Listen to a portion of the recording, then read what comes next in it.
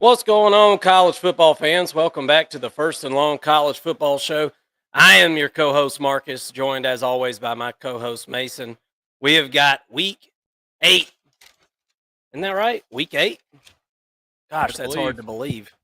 That is hard to believe. Week 8 of college football. We've got all the big matchups that we're about to go through, give you our predictions for this weekend.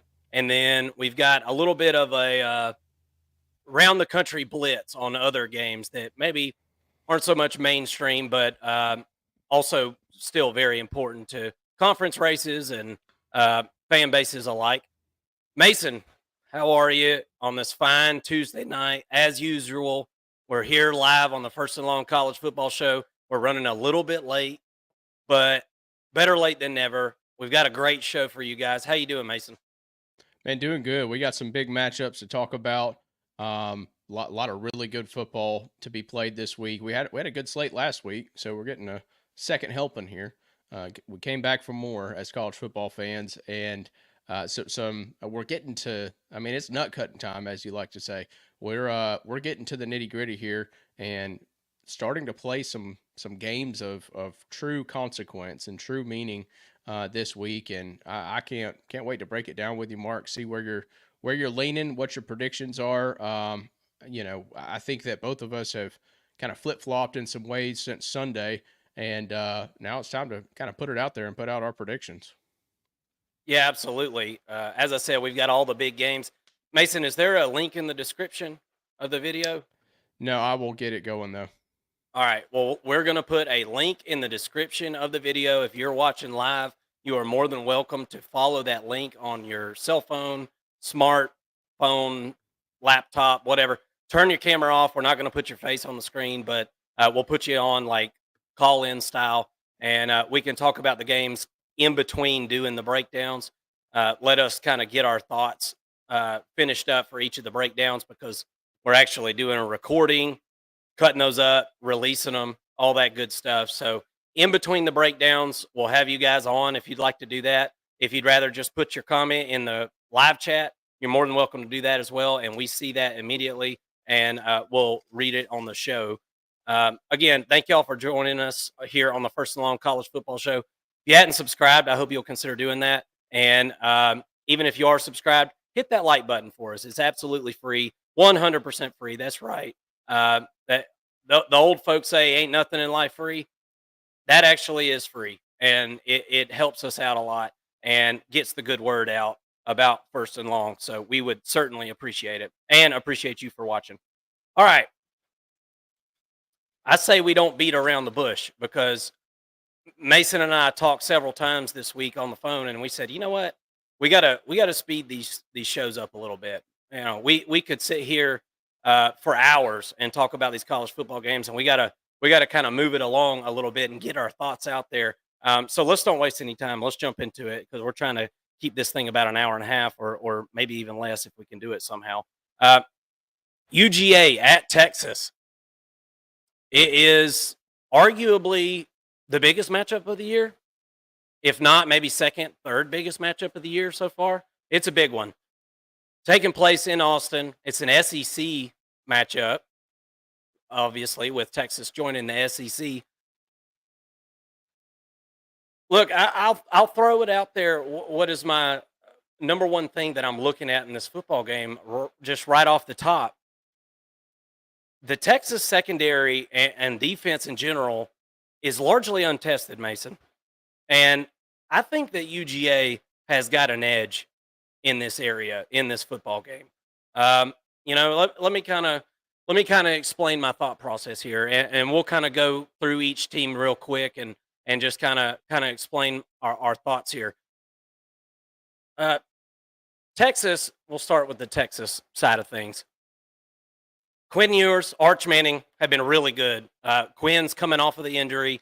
Looked a little rusty to start that Oklahoma game. I mean, just a couple of throws there at the beginning, but Texas settled in nicely, did their thing against Oklahoma, just like they've done all season. We're going to kind of go through some of the games that Texas has played this season here in just a minute, but Quinn Ewers has been really good. And like I said, when Arch Manning has had to step up, he's been able to do that as well and been pretty impressive for the most part.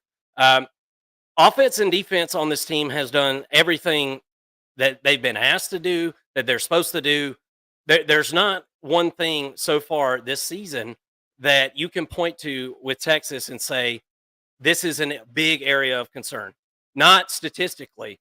I mean, they've just absolutely bludgeoned everybody that they've played. No doubt about it, offensively and defensively. And you can see some of the stats there on your screen. Those are some of the offensive stats there for Texas this season. Um, Look, we in the preseason we talked about the lack of depth in the running back room. I think for all intents and purposes, I think Texas has done a pretty good job, mending fences there and figuring out a way to manufacture yards on the ground. They've done a better job than Georgia has this season for sure. 189 yards per game. I thought that the rush game for Texas would be a significant area of concern going into the season, and so far so good. I would say for the most part, there was a game or two that you can point to where it seemed like Texas was maybe trying to get their feet, get their footing. But this offensive line is really good, especially from center all the way over to that left side. I feel really good about all three of those guys. Just a really, really good group. Haven't allowed a lot of sacks this season. Just like I said, there's not much that you can pick on. Wide receivers been good. Texas went into the transfer portal in the offseason, got some wide receivers after some really talented guys had left for the NFL and some, I guess, in the transfer portal as well. But I think that the skill players for Texas are really cream of the crop. There's no doubt about that. They're very, very, very good, and the statistics certainly show that. Defensively, again, this team's done everything that you could ask. Pete Kwiatkowski has been really, really good. Former Boise State player, guy that's really kind of bounced around out there on the West Coast. Made his way kind of Midland America there in Texas, and has found a nice little home for himself, and has built a nice little defense. And this has been the most drastic improvement, I think, for Texas over the last couple of years is the defense. And again, nothing to pick on at this point. All the numbers are really, really good. I mean, you see them right there. You're hard pressed to find any numbers outside of the top 20. Rushing yards. That's about it. And that's 23rd. I mean, that's nitpicking. But here's the deal, man. This is where my whole logic of this whole thing comes into play. As you can see on your screen, the opponents there on the left side of that slide, that's the opponents that Texas has played so far this season. And I mean, just take a look at the total offenses, the total offensive rankings for these teams. You can see the individual rankings for passing yards, rushing yards per game, total offense. And then to the right there, you see total defense. And again, passing or rushing. It's just putrid. It is absolutely putrid. And that's not Texas's fault. Okay. I just want to throw that out there. That's not Texas's fault. I'm not saying that, how dare Texas not play anybody. I mean, they don't have any control of the fact that Michigan blew their whole team up from last year, lost all their coaches. They don't have control that, Mississippi State is a dumpster fire. They don't have control that Oklahoma, can't get a first down. That's not Texas's fault.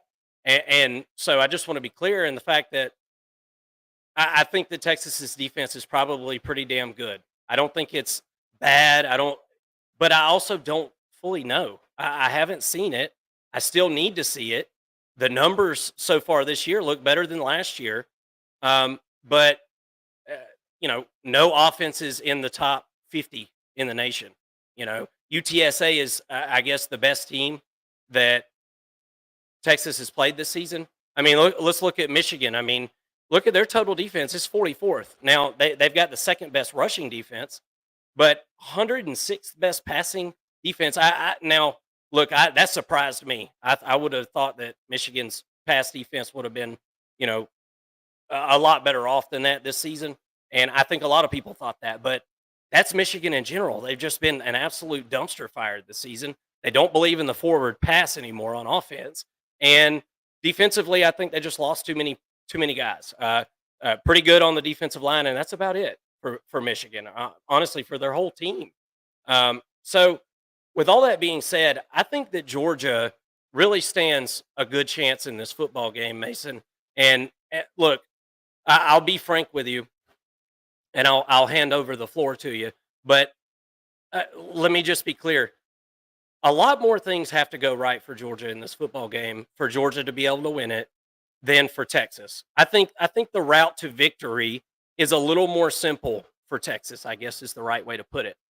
But with that being said, this Georgia offense is very explosive.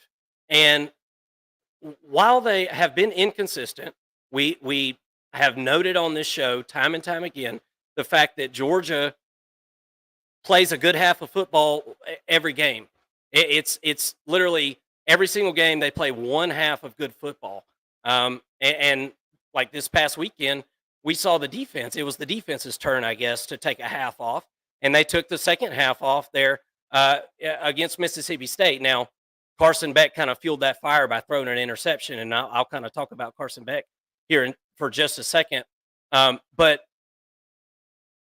these skill players for Georgia are really something serious, and I don't think us as Georgia fans, and I'll tell you guys, I'm a Georgia fan, and I try to call it straight down the line. I try not to be biased. Look, I picked Alabama to beat Georgia when we did a breakdown on this show. A couple a few weeks ago or whatnot. But Georgia's skill players are really good, specifically at wide receiver. They've been really good down the field this season. I don't think Georgia fans really know how to gauge this offense. And I've heard Georgia fans and fans of other teams saying that, Mike Bobo's trash and blah, blah, blah. I don't know. These numbers say differently. Now, Georgia hasn't been able to run the ball like normal. And that's kind of what I mean. This is a different looking offense. If you go back and you look at the Mississippi State game, Georgia threw the ball over 50 times in that football game. And really, ever since the second half of the Alabama game, it seems like Georgia has decided that they are a passing football team, and they have accepted the identity. And honestly, that's kind of what I've come away from that game feeling like. Like Georgia did find an identity in the second half of that Alabama game, and I'm kind of going off the feeling that I think that they did. And these wide receivers, some of them have had kind of a learning curve this season. Arian Smith, to the one that comes to mind, really, a guy that in his career has kind of just came in and ran a go route, once every 15 plays his whole career. And now all of a sudden here in his senior year, he's being asked to be an every single down wide receiver. And there was a learning curve early in the season. And I think that Georgia's offense has gotten a little bit better. I think it's been kind of hard to see at certain times because of the fact that Carson Beck's been turning the ball over in the red zone a good bit here lately. I mean, obviously the Alabama football game he did, but honestly, Carson Beck throwing an interception in the Mississippi State game there in the second half, as Georgia's about to go in and make it a 17 or 24-point lead or whatever, he throws that interception. Mississippi State hits a big play, and bam, it's like a 10-point game all of a sudden, and it was a big turnaround. So Carson has done a really good job getting the ball down the field. He, I think, has built some pretty good continuity with these wide receivers. Lawson Lucky seems to be kind of emerging a little bit at tight end, I think, kind of over Oscar Delt. If Carson Beck can come out here and play mistake-free football, or really, honestly, I feel like just like one interception or none, one or less, I think would be acceptable. When you throw the ball 50 times, you're going to throw some interceptions. I mean, that's just laws of averages there. But he can't come out and throw 3 interceptions. Georgia can't come out and not show up in the first half and get down 28-0 or whatever against Texas, because you won't be able to come back. Not against Texas's offense. I mean, coming back against Alabama in the second half is one thing. I don't think Alabama's offense is as good as what maybe we thought it could have been in the preseason. It's still kind of yet to be determined in some aspects. But I like Georgia in this spot right here, Mason. I really do. I like Georgia in an underdog spot here. I think Kirby somebody commented, I think it was one of our resident Texas fans commented and said something about what I said on the early preview this week about I like Georgia being an underdog. And he's like, man, Georgia ain't been an underdog since, in reality, it was 2021 was the last time Georgia's been an underdog. Um, but I've been a Georgia fan a lot longer than since 2021. So I remember when Kirby Smart came around and we were underdogs. And that's, I felt like whenever Kirby got his best play out of his guys, and I think Kirby's going to be able to rally this team. I think they get a little bit healthier on defense here. It seems like, I felt like those were kind of just, those were some one-on-one mismatch blow up coverages against Mississippi State. The defense played really good in the first half and then just gave up a couple of big plays. I don't know how much Georgia was paying attention there in the second half, kind of fell asleep at the wheel. Um, but I think Georgia's defense is going to be able to do enough in this football game. A turnover sure would be handy. Georgia has not been good at getting turnovers this season. I think this would be a great place to start getting a turnover. Texas has been good at protecting the football, so we'll see. You see some of the defensive numbers there. Georgia has been a little more susceptible on the edges this season defensively, and we've seen at moments the secondary kind of fall asleep at the wheel a little bit, which is surprising because we felt like that was the strength of this defense. So, with all that being said, man, I think the Dogs can get this one done. I think Vegas is setting a pretty good trap for everybody. I haven't heard anybody talking about taking Georgia plus the points here. Um, I, I saw where Vegas is giving even money on Georgia plus the points in this football game, and I think that's Vegas's attempt to give a bigger payout to somebody that will take the plus the points in an effort to not have to move the line. Because I think Vegas is about to clean up on this one, man. Because everybody and their grandmama's throwing money on Texas. I think this is a snap back to reality. Oh, there goes gravity moment for bettors and casual bettors in college football. So give me the Dogs plus the points. I don't know that I'll actually bet it with my money. I typically don't bet my personal money on Georgia games, but I like the over in this football game as well. All right, Mason. All that being said, what do you think? I tried to get on through that the best I could. Man, are you fired up for this game or what? Dude, I am so fired up. I'm telling you what, I've got a feeling about this one, brother. This is going to be a football game. That was a 15-minute rant. I don't think I saw you blink or take a breath. I will say this last thing. I don't think there's any way, and I'm just talking possible outcomes in this football game. I think there's a chance that Texas can run away with this football game. I'm just going to throw that out there. I don't think there's any chance in hell Georgia comes out and routs Texas. I don't see a path where that's possible. I do see a path where it's possible for Texas to get up big in the first half because we've seen Georgia lay down in the first half a couple of times. So, with that being said, it wouldn't surprise me to see Texas win this football game, but I just think this sets up so perfect for the Dogs. Yeah, I kind of have it going the other way in a lot of ways, but specifically, you mentioned you thought that Georgia could come out slow.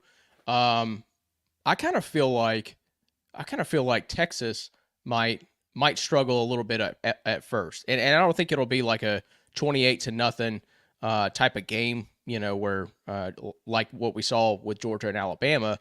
But when you look at, and you brought up the slide a few minutes ago, when you look at who Texas has played offensively, I think the defense could be a little bit shell-shocked by this Georgia offense.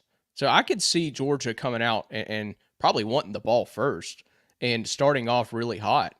And then I could see Texas kind of making a comeback, scratching away at it, and making it a ball game. Who knows? Who knows how it's going to start? But I do know one thing that you said that I completely agree with is the fact that, and I don't think Georgia just has no shot at winning this game. I absolutely feel like this is going to be a bar fight. But I feel like the window is so narrow for Georgia to win this game that I struggle to pick them to win the game.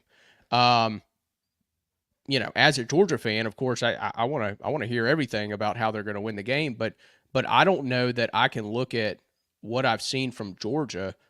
Put Texas aside for a second. I don't know if I can take what I've seen from Georgia and think, okay, yeah, that's the team I'm going to put my money on in this week and in this matchup. I feel like the struggles, on the offensive side of the football, just in general, have been a little bit too much to overcome at this point.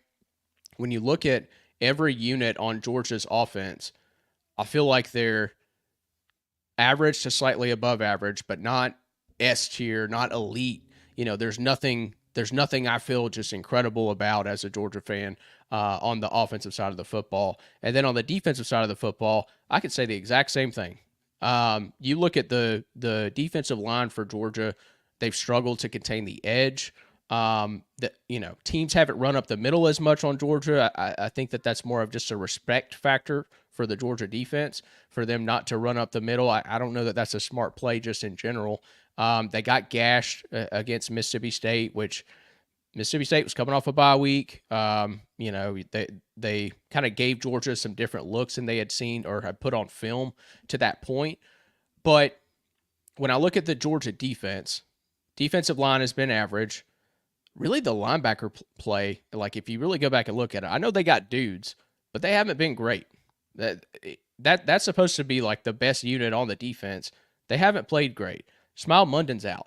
That's a huge loss for Georgia. I think it's a bigger loss than I ever expected it to be. But him not playing is a huge loss. They desperately need him in this game with what Sarkisian likes to dial up. And then on the back end of the defense, I think they've got playmakers, but they're very inexperienced. And that's to me, that's the biggest deficiency on the defensive side of the football. I'll say that. Now, talking about some personnel groupings, it sounds like Jordan Hall is back and he's going to play in this game. That's a defensive tackle, former 5-star, true sophomore, hasn't played a game so far this season, broke his leg in the offseason. He's back. He was dressed out for the Mississippi State game, but did not play for obvious reasons. It sounds like Jordan Hall is going to be back. I think he could be a factor in this football game in the middle of that defensive line. And then on the back end of the defense, we saw last week with the issues Georgia was having in the secondary, we saw Ellis Robinson, the number 2 player in the country last year behind Jeremiah Smith, true freshman. We saw him get some playing time, and Kirby was asked about that, and he said, "Yeah, Ellis Robinson's been playing really well at practice the past couple of weeks." Do we see him in this game a little bit more? Is he sort of an X factor for the back end of this defense? I think that if Georgia's getting gashed on the back end, we do see that. But if not, there's no sense in playing a true freshman. We know Tate Ratledge is out on the offensive line. It sounds like Jared Wilson is back. He too was stressed out for the Mississippi State game, but did not play. It seems like he's going to be a go. Georgia loses Branson Robinson at running back, but I think Trevor Etienne is emerging as a star, as well as Nate Frazier. I think that he's emerging. Not sure how much Georgia's going to run the ball moving forward. It does seem like they've captured this identity of a finesse team and a finesse offense that really just wants to air the ball out. And it looks like Georgia's ready for a shootout, is what it looks like this week. I think that they have prepared themselves for this game and for a shootout with Texas. I really think this is going to be a higher scoring game. And going back to Georgia being a finesse team, isn't it odd that it seems like Texas and Georgia have sort of flipped as programs, where suddenly Texas is the more physical brand of football that can run the ball pretty well and obviously pass the ball, but plays a more balanced offense just in general. And then Georgia, I mean, they tried to do it. They tried to play the Georgia way, the Mike Bobo offense, and things weren't working. So, but I give Kirby and the coaching staff credit for transitioning with what they have on the football field. But the offense to me has been slightly above average. I think they have played better the past few weeks. You can really cite the Auburn game, which is a game that really flew under the radar. Georgia beats Auburn, what was it, 31-13 or something like that. Right. But scored 31 points on an Auburn defense that hasn't been giving up a ton. I mean, they really haven't. You go back and look. I think the next highest scoring team against Auburn was like 24 points or something like that. So, the offense for Georgia was really clicking in that game. And I do feel like they've been playing better football as time has come on. I just going back to what I said, as a better, as a objective as I can be college football fan, I just think that the window for Georgia is about that big for them to win this game. Everything has to be perfect. It has to be a shootout. I think if Georgia comes out and if you tell me that the final score of the game is in the 50s, I feel like Georgia probably loses this game. I think it needs to be a shootout for Georgia to win. And boy, that's how the tables have turned there, because it just seems like, yesterday we were talking about how if it's a lower scoring game, Georgia's probably going to win it 9 times out of 10, and so, but to me, I can't bet on Georgia to win this game. I think it is close. If the point's at 3.5, I like Georgia to cover that. I think this is a 3-point game at most on either side. Georgia obviously has a path to victory. I can't pick against Texas right now, even given their schedule and how weak it's been. But I do see where you're coming from, and picking Georgia in this game. I'm staying away from it. I'm just gonna watch it as a bystander, and root for Georgia, obviously. But I think that Texas is really, really good. And this could be a game where they prove that they are the elite team in football, the standalone elite team in football potentially. And this will be another stepping stone for them. And then you look at Georgia. I mean, they lose this game, and there goes your mulligan. You already used one of them. You get 2 a season now. You already used one of them. You don't have to win out. If you're trying to make the playoffs at that point. And with this schedule, that's going to be a really tall task for the Dogs. Score prediction, I'm going to say 34-31. Texas ends up winning by 3 points at the end of the game. I do think that it'll come down to, the last play of the game, the last drive of the game, something to that effect. I think that this is going to be a very close ball game. I feel like Carson Beck probably turns the ball over. He's had like 5 turnovers in the last 3 games, has not protected the football very well. And that could be the difference here, as Georgia is trying to push the ball downfield, open the play up, open the field up a lot. Carson tends to make more mistakes whenever they do that. And that could be the deciding factor in this football game to me. Yeah, Texas fans, hit the subscribe button. Come and hang out with us on the First and Long College Football Show. We'd love to have you. Welcome to the SEC. This is going to be a great football game. I think Texas has got a really good team that is going to the college football playoff no matter what happens, I think, in this football game. And something that I can't really say for Georgia, as Mason just stated there. So Texas has got one hell of a team here, and I think this is going to be one hell of a game. Thank you so much for watching. All right, guys. Thank you all for watching live. Certainly do appreciate it. What do y'all think about that game? Y'all let us know in the comment section. I don't know, man. I just got such a good feeling about that one. I think Georgia wins, or I think Texas blows their ass out. I don't know. I don't think a blowout is that likely, though. I think Georgia is in a good spot. I don't know. Texas is due for a bad game. I mean, yeah. Well, and that's one thing I meant to bring up, but when you look at Texas's schedule that that slide that you had up, when you look at what they've done this year, they haven't struggled like they did last season in the Big 12. We saw them struggle a ton in games that they had no business, playing with their food or anything like that. I mean, there were some close games that had no business being that close, and I think that that's the transformation this team has underwent. And I think it's a credit to the team and to the personnel and all that they are winning decidedly, however you say that. In these games that we thought they would struggle with, right? I thought Texas comes over to the SEC, we saw the struggles that they had in the Big 12. Well, they're going to come to the SEC and, drop a game to an Arkansas or, you know what I mean, somebody that they probably shouldn't be losing to. And so far, that hadn't been the case. I mean, they've, even They though it's still have been a to play light schedule. Arkansas. Yeah, I know. Arkansas fans feel like they're going to get that one. So, and we'll see. I mean, I think that's definitely a really good offense and a defense that's playing well as well, and a game that we're going to talk about here soon. But yeah, the transformation for Texas to me, year over year has been really phenomenal in Sark's third year. Well, and one matchup that we really didn't even talk about in that breakdown, and I'm not going to sit here and spend a bunch of time on this, but when you sit there and look at the Texas, the middle of that defensive line, the talent that they lost last year was immense. I mean, 2 first-round talents there. We've talked about it ad nauseum here on the show. Their statistics look eerily similar to those of last year. I mean, they're not that far off if you look at where they finished up last year, rushing yards per game allowed and things like that. I mean, do we really think that this year's rushing defense is better than last year's with 2 first-round NFL defensive tackles in the middle of it?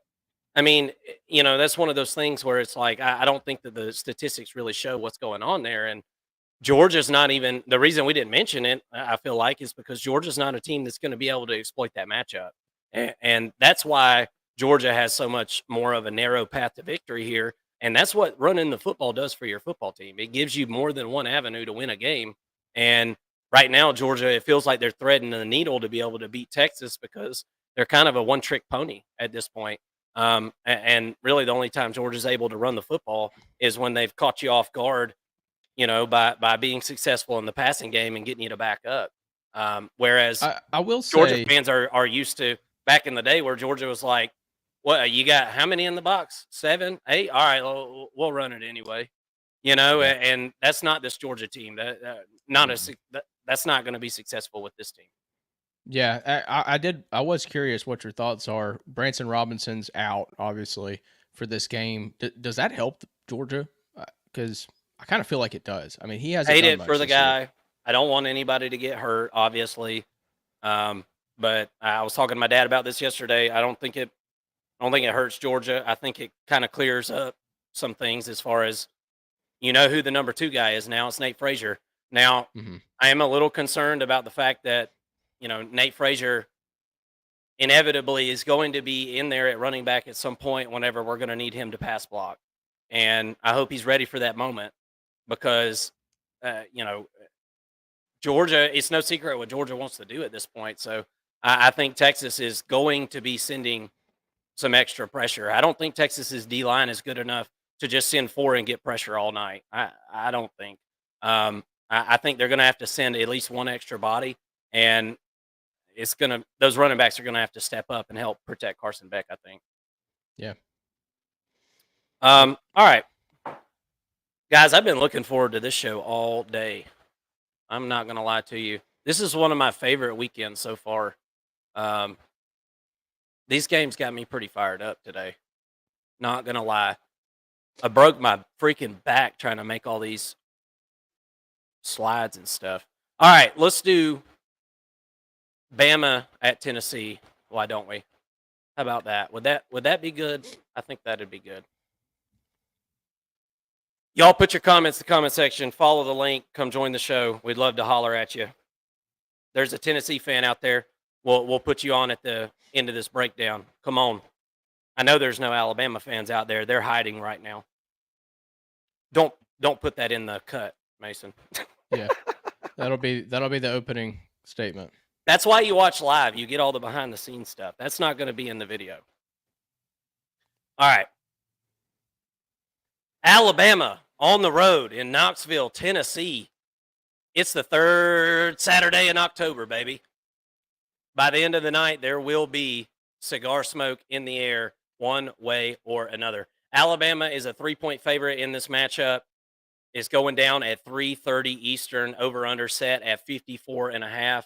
We've had a little bit of line movement on that as far as the over-under. Here's the premise that I'm kind of feeling for this football game. I think that Ryan Williams is about to have a big day. I think he's the X factor in this football game overall. I think Alabama is going to be able to figure out a way to get some yards through the air, unlike any team that's went against Tennessee's defense so far this season. Let's jump into the matchup. We'll go team by team here. Let's start off. We'll go with Tennessee first and put some stats up there on your screen, and we'll kind of talk through this. We'll go Tennessee's offense first. Look, Nico's struggling right now, Mason. Nico is not able to hit enough explosive plays in this offense right now to be able to keep defenses at bay. It really seems like Nico is having trouble with the long ball. We've seen tons of misses this season. Tennessee is getting man-to-man looks against their wide receivers right now, and their wide receivers, I think, are winning probably 40 to 50% of those battles, but Nico's having a hard time getting them the football. And part of the reason of that is the offensive line. There's been certain times this season where the offensive line has had some guys banged up, but in general, this offensive line has been a little bit underwhelming. Definitely, I would say the weakest part of the offense, at least as of right now. 81st in the country in sacks allowed. And look, Nico is a first-year starter. I feel like the expectations were just through the roof for Nico. And we came on here a couple weeks ago and we said, hey, we need to just cool it down a little bit. A lot of pressure on this guy. And it seems, just watching him play, it seems like he's a guy that's playing under a lot of pressure. And the offense has certainly struggled because of it. This is a run-first offense. Dylan Sampson is really, really good. You see the rushing numbers there on your screen. Even in the games where defenses have really loaded up the box to stop the run against Tennessee, Tennessee has been able to their defense has been able to keep them in the game. We'll talk about the defense here in a second. This is a defensive-led football team. But late in the game, the running game has been able to get going just enough to be able to squeak out most of these victories. Obviously, the loss to Arkansas there, the only loss for Tennessee so far this season. Let's talk defense. The front seven's been really good. I mean, there's really not much else to say about that. I mean, it's really good. These guys play very physical. They're very deep. There's three groups of, at least to start the season, there was three groups of defensive linemen that could rotate in and out.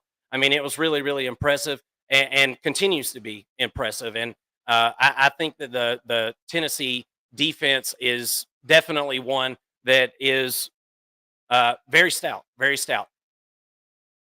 But there is a caveat. Their secondary has not been tested. And you see some of the stats here on this page. The numbers look fine. The numbers look good, statistically good. Haven't really been allowed a ton of explosive plays through the air. Haven't allowed a lot of yards through the air. They've been really, really good. But if you go back and look at who Tennessee has played, it kind of makes a little bit of sense. And it's not all the fact that they haven't played good passing offenses, but it does have something to do with it. And it does count for something. I mean, we're 6 games into the season at this point. We have to take what we've, the numbers we have at this point and what we've seen on the field has to mean something. And this Tennessee secondary hasn't been tested. They've done everything they're supposed to do this season, though. 170.2 pass yards per game. That's 19th in the country. 6.5 yards per pass allowed. That's 38th in the country. I mean, what else do you really? I mean, maybe they could have got a extra turnover or two, maybe, but they've done everything they've been asked. But they ain't been tested, and they've been a couple of times. The defensive line, the front seven in general, has overwhelmed the opposing offense and didn't allow them to get the ball down the field or allow any routes to really develop, at least long routes. I think Alabama has a good enough offensive line to be able to protect against this really awesome front seven that Tennessee's got, good enough to let Ryan Williams cook. And Alabama, they do have a good offensive line. When everybody's healthy, they have a really good offensive line. Caden Proctor is an absolute animal, right? You got the center that comes in from Washington. He's been really good. Tyler Booker is one of the best in the country. Absolute road grader. And Alabama's got a couple of really good running backs in Haynes and Miller. So um, I think Alabama has got enough here on offense to be able to put at least enough points up on the board where I don't know that Tennessee's going to be able to reach them, man. This Tennessee offense is really limited right now. The one thing that could change that would be Nico being able to hit a long play, stretch that defense out in this football game. Like I said, there's been wide receivers that have been open, but it's always an overthrow with Nico. It's an overthrow every single time. Um, first year starter stuff. I mean, I'm just going to be honest. I don't think that means that Nico's not going to be any good. In the grand scheme of things, but right now he is going through first year starter woes of an SEC quarterback. I mean, it doesn't matter if you're Quinn Ewers or Carson Beck. If it's your first year, you're going to make some mistakes in this league, and there's a learning curve. So, with all that being said, you see some of the stats there for Alabama defensively. The weakness of Alabama's defense is their secondary. Everybody saw what Georgia did to them the second half of their game. Georgia absolutely toasted their butt. Alabama's saving grace was being able to create turnovers in the secondary. Now, me personally, I don't think that Alabama's secondary is that great. I think that Carson Beck threw up some freebies in that football game. Carson Beck has been working through some things the last few weeks, it seems to me. I don't think this secondary is very good for Alabama. But I don't know that Tennessee's offense has what they need to be able to test it. They haven't showed the propensity to be able to do it anyway. We all know what Alabama's been going through. Lost to Vandy. Close game with South Carolina. I mean, that close. South Carolina should have beat Alabama. I mean, let's just be real. And that was at Alabama, by the way, folks. So things are tumultuous in T-Town, to say the least, right now. And to quote Paul Feinbaum, Kalen DeBoer's smile is wearing thin with Alabama fans right this second. It seems like it's a team, in my opinion, this is just my opinion, it seems like the players run this football team. And that's a major identity and culture change considering what Alabama's came from.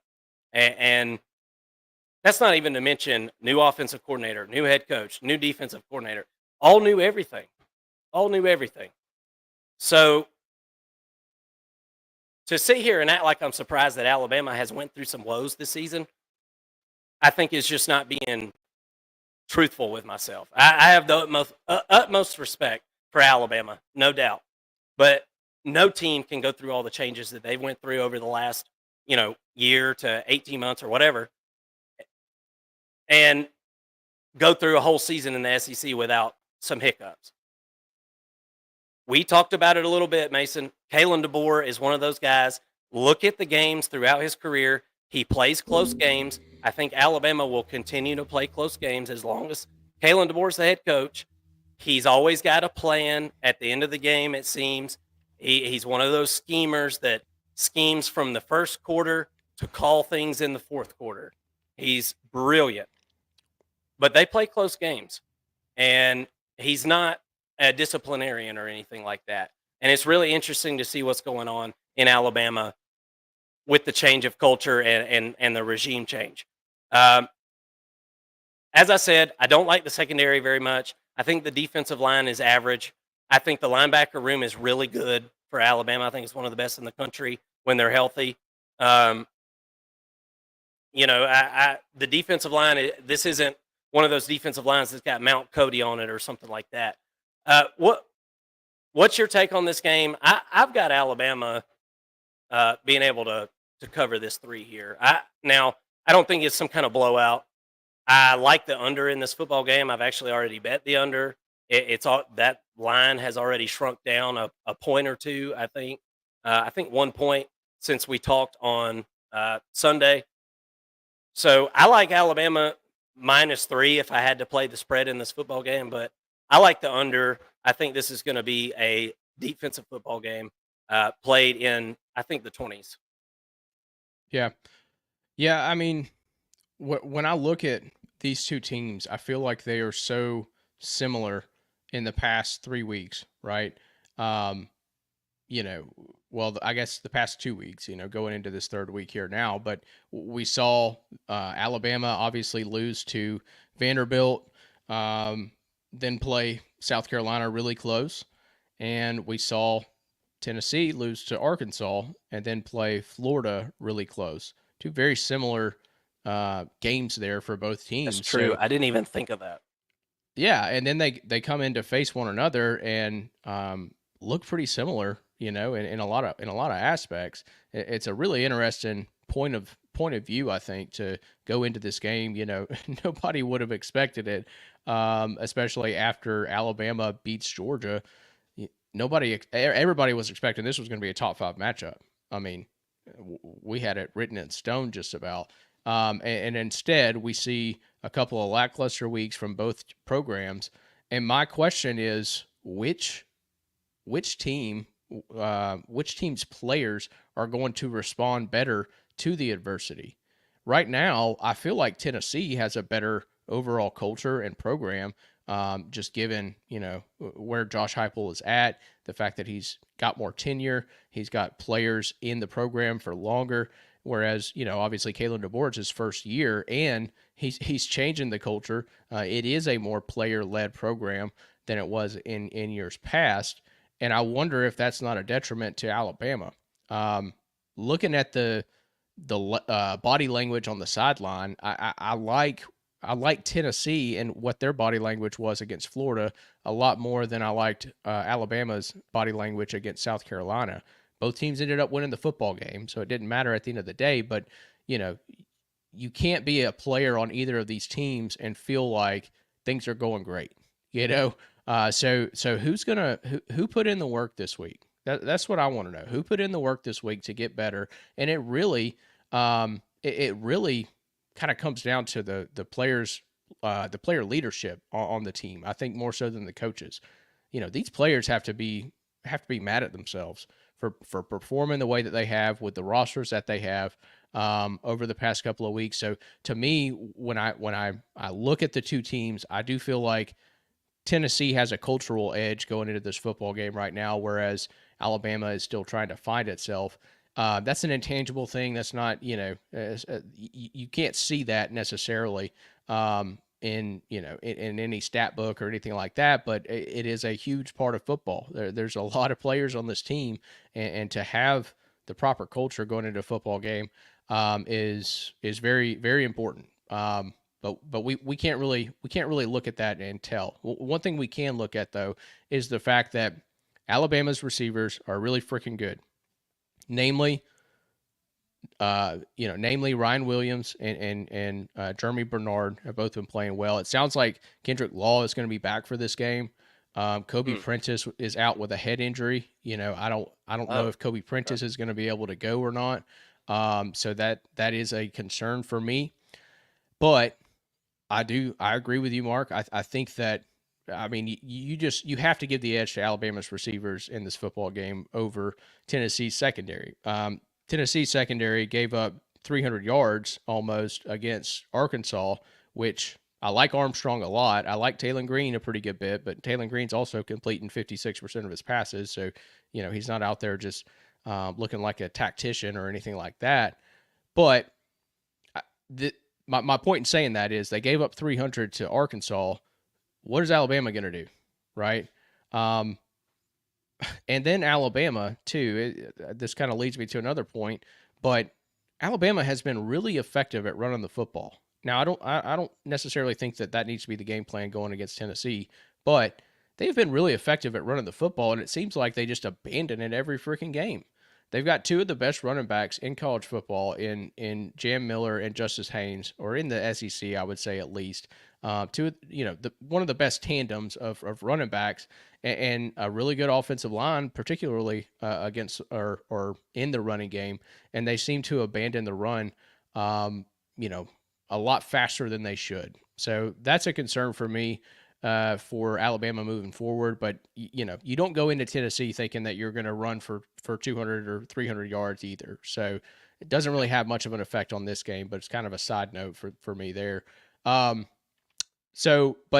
when you Can look I at one thing I just wanted to interject. The only way I could see that being a problem in this football game for Tennessee is if their offense can't sustain drives. And we have seen Mhm. that a little bit. Now, we talked about the depth on Tennessee's defense.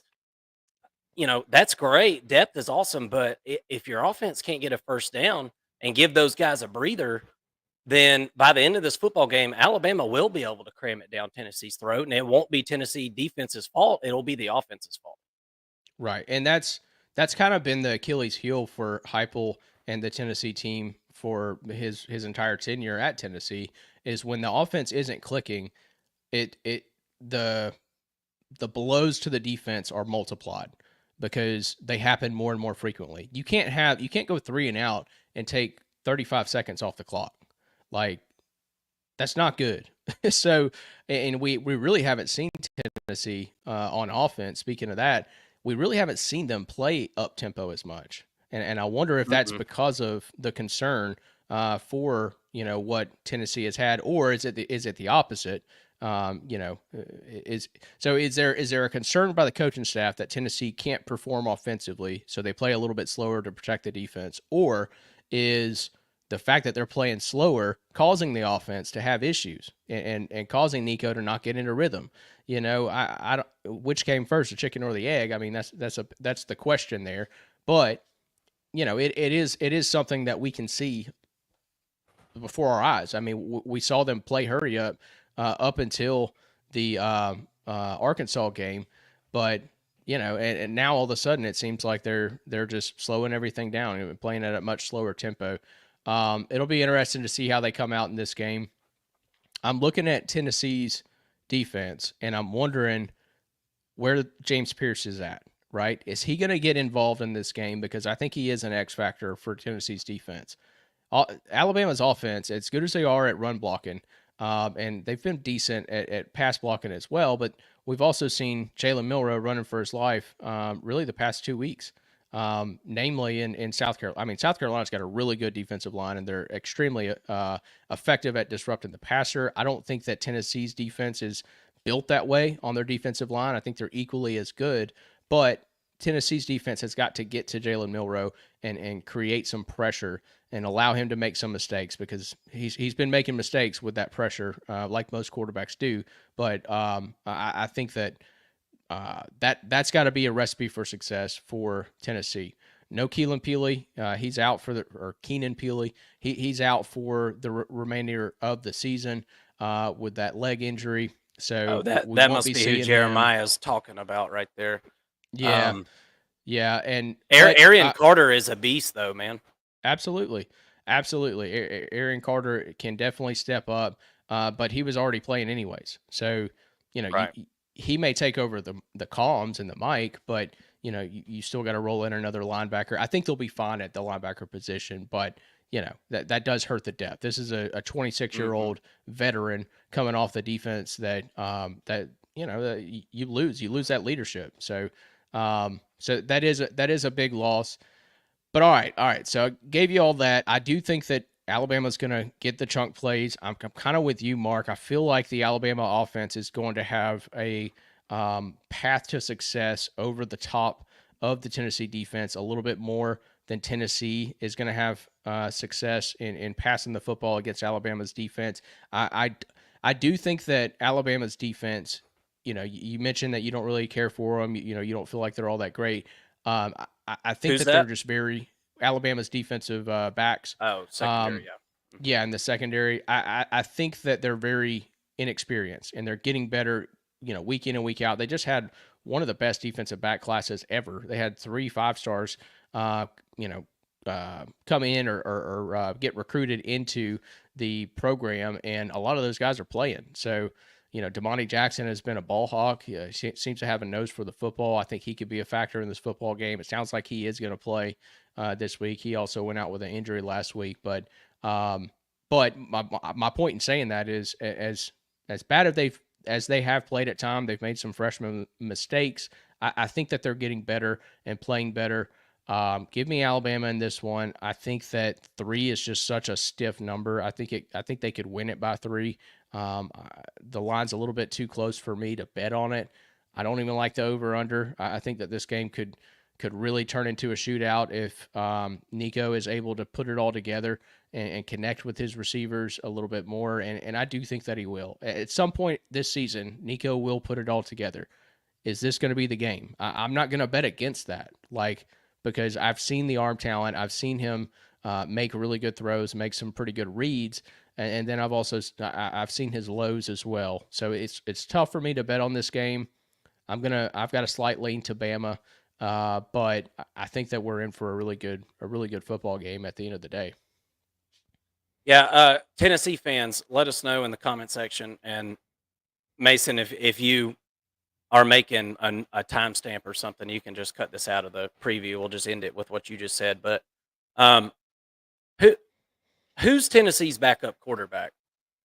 And I'm not asking because I think Nico should get pulled or something. I'm not saying anything like that. I'm just y'all let me know in the comment section. Chakab Bay Lee, however you say that name, in the comment section. You're a Tennessee fan. Jake Merklinger, or at least he was the talented freshman that came in. You got Gaston Moore and Ryan Damron.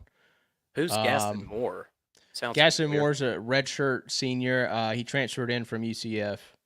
Oh, okay. Yeah. Okay. Yep. I knew that name.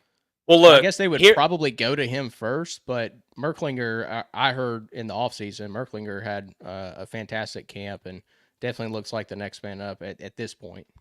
Well, here's the deal. This is something I didn't mention in the video, but here's the key to victory to me for Tennessee in this football game. I think you got to run Nico a little bit. And I think you got to figure out a way to utilize his legs. Now, I get a little scared when Nico carries the ball. I get afraid that he's going to fumble. And maybe that worry is unwarranted. I don't even know the numbers on it. But just being a first-year guy, I worry about him a little bit, holding on to the football. The biggest thing is him getting down or getting out of bounds. But Nico is not fast. He doesn't have straight line speed, but he's shifty. He reminds me of Taylor Green, and somebody got really mad a couple weeks ago for me comparing Nico to Taylor Green, which Taylor Green's got almost twice the yards that Nico's got at this point. Taylor Green's a damn good football player, responsible for almost 50 touchdowns in his career. So I didn't understand why somebody got insulted by that. But my point is, I think you need to run Nico. And I think you need to try to run at the edges of this Alabama defense. Look what Vanderbilt did to him. Look what Diego Pavia was able to do running the football from the quarterback position. I mean, I feel like the way college football's going these days, guys, if you don't have a running quarterback, then you're really just almost doing yourself a disservice at this point. Like a running quarterback in college football is just a huge tool. Look what Jalen Milroe has been able to do. I mean, let's be real, guys. And we're done with the segment, so I'll say it. Jalen Milroe's not even that great of a quarterback, guys. But he's so athletic. He is so athletic, and he does have a good deep ball. I don't want to sound like a hater or something. I just, being able to run the football is such a amazing tool, and I think Nico is shifty enough to be able to do it and get down.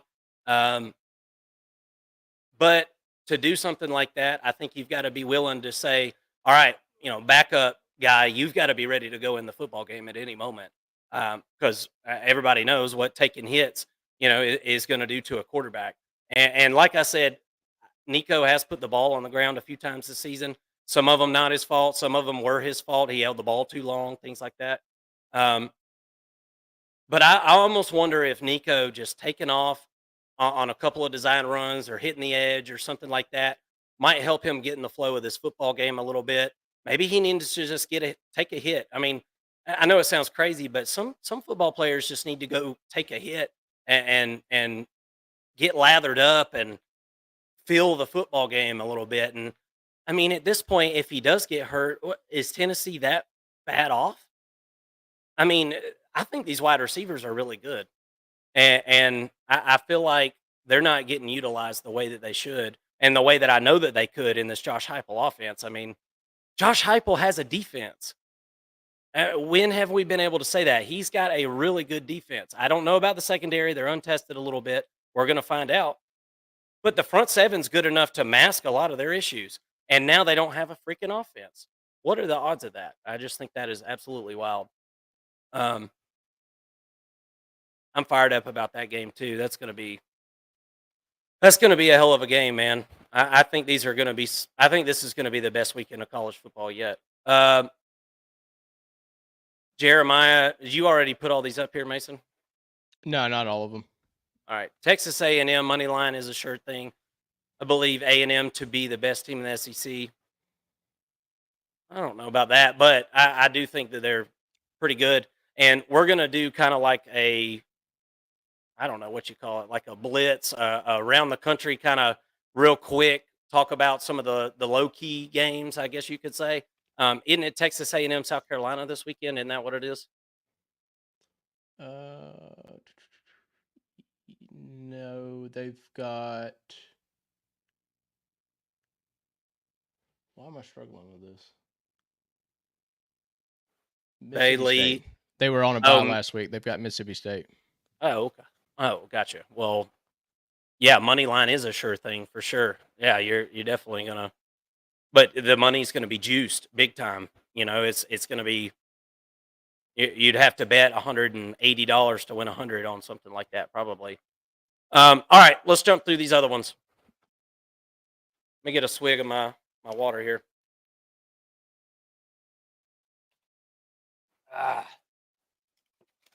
Let's go to let's go to LSU Arkansas and do that one.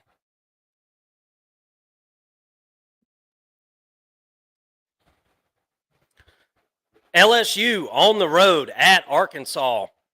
It's an old SEC West showdown. We don't have divisions anymore, but these teams have played every single year for years and years and years now.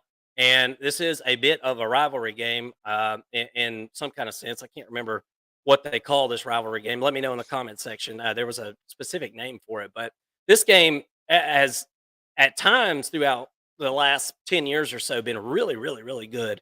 And you can see here LSU favored by 2.5. This one's going down at 7 p.m. Eastern time, over under set at 55.5. The biggest question in this football game, without a doubt, is what is the status of Taylon Green? And on the LSU side of things, what's the status of all of the injured offensive players that LSU's got that went down either last week or in weeks prior? Chris Hilton, one of the what we thought was going to be one of the go-to wide receivers on this offense. Kyron Lacey went down in that game against Ole Miss last week. Now he came back in and played some, but you still wonder about his ability to be 100% for this one.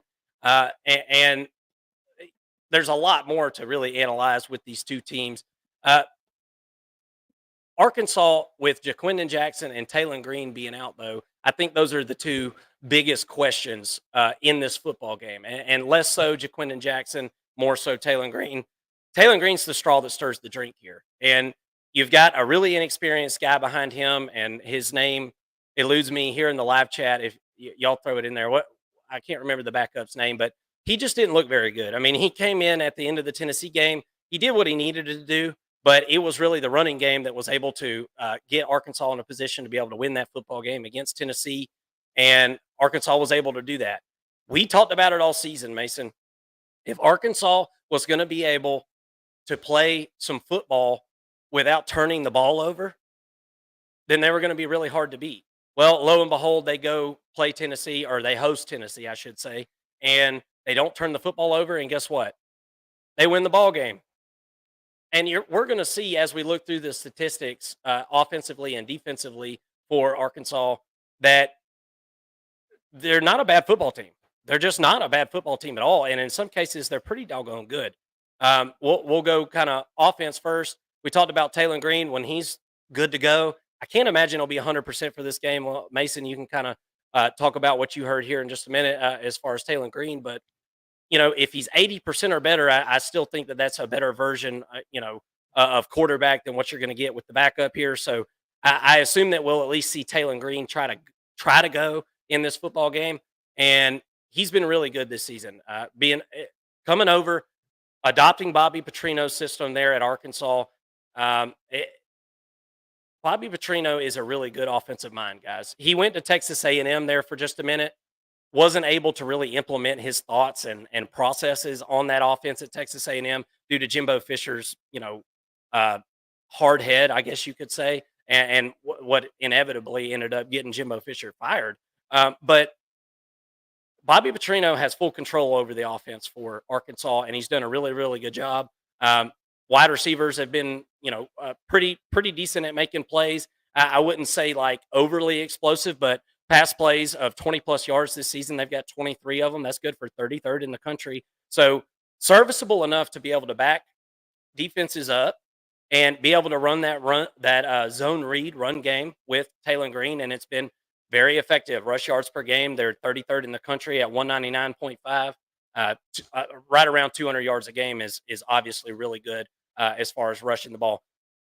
Like I said, turnovers lost. They've lost 9 of them this season on offense there. That's 82nd in the country. They've allowed 14 sacks. That's 86 in the country. There's a lot of your issues with this offense and what you can really point to for the losses that are on the schedule so far this season for Arkansas.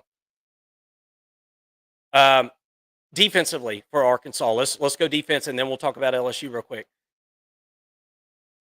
The defensive line for Arkansas is really good. I really like Landon Jackson there on the end. I like some of the pieces there on the interior, the other end there.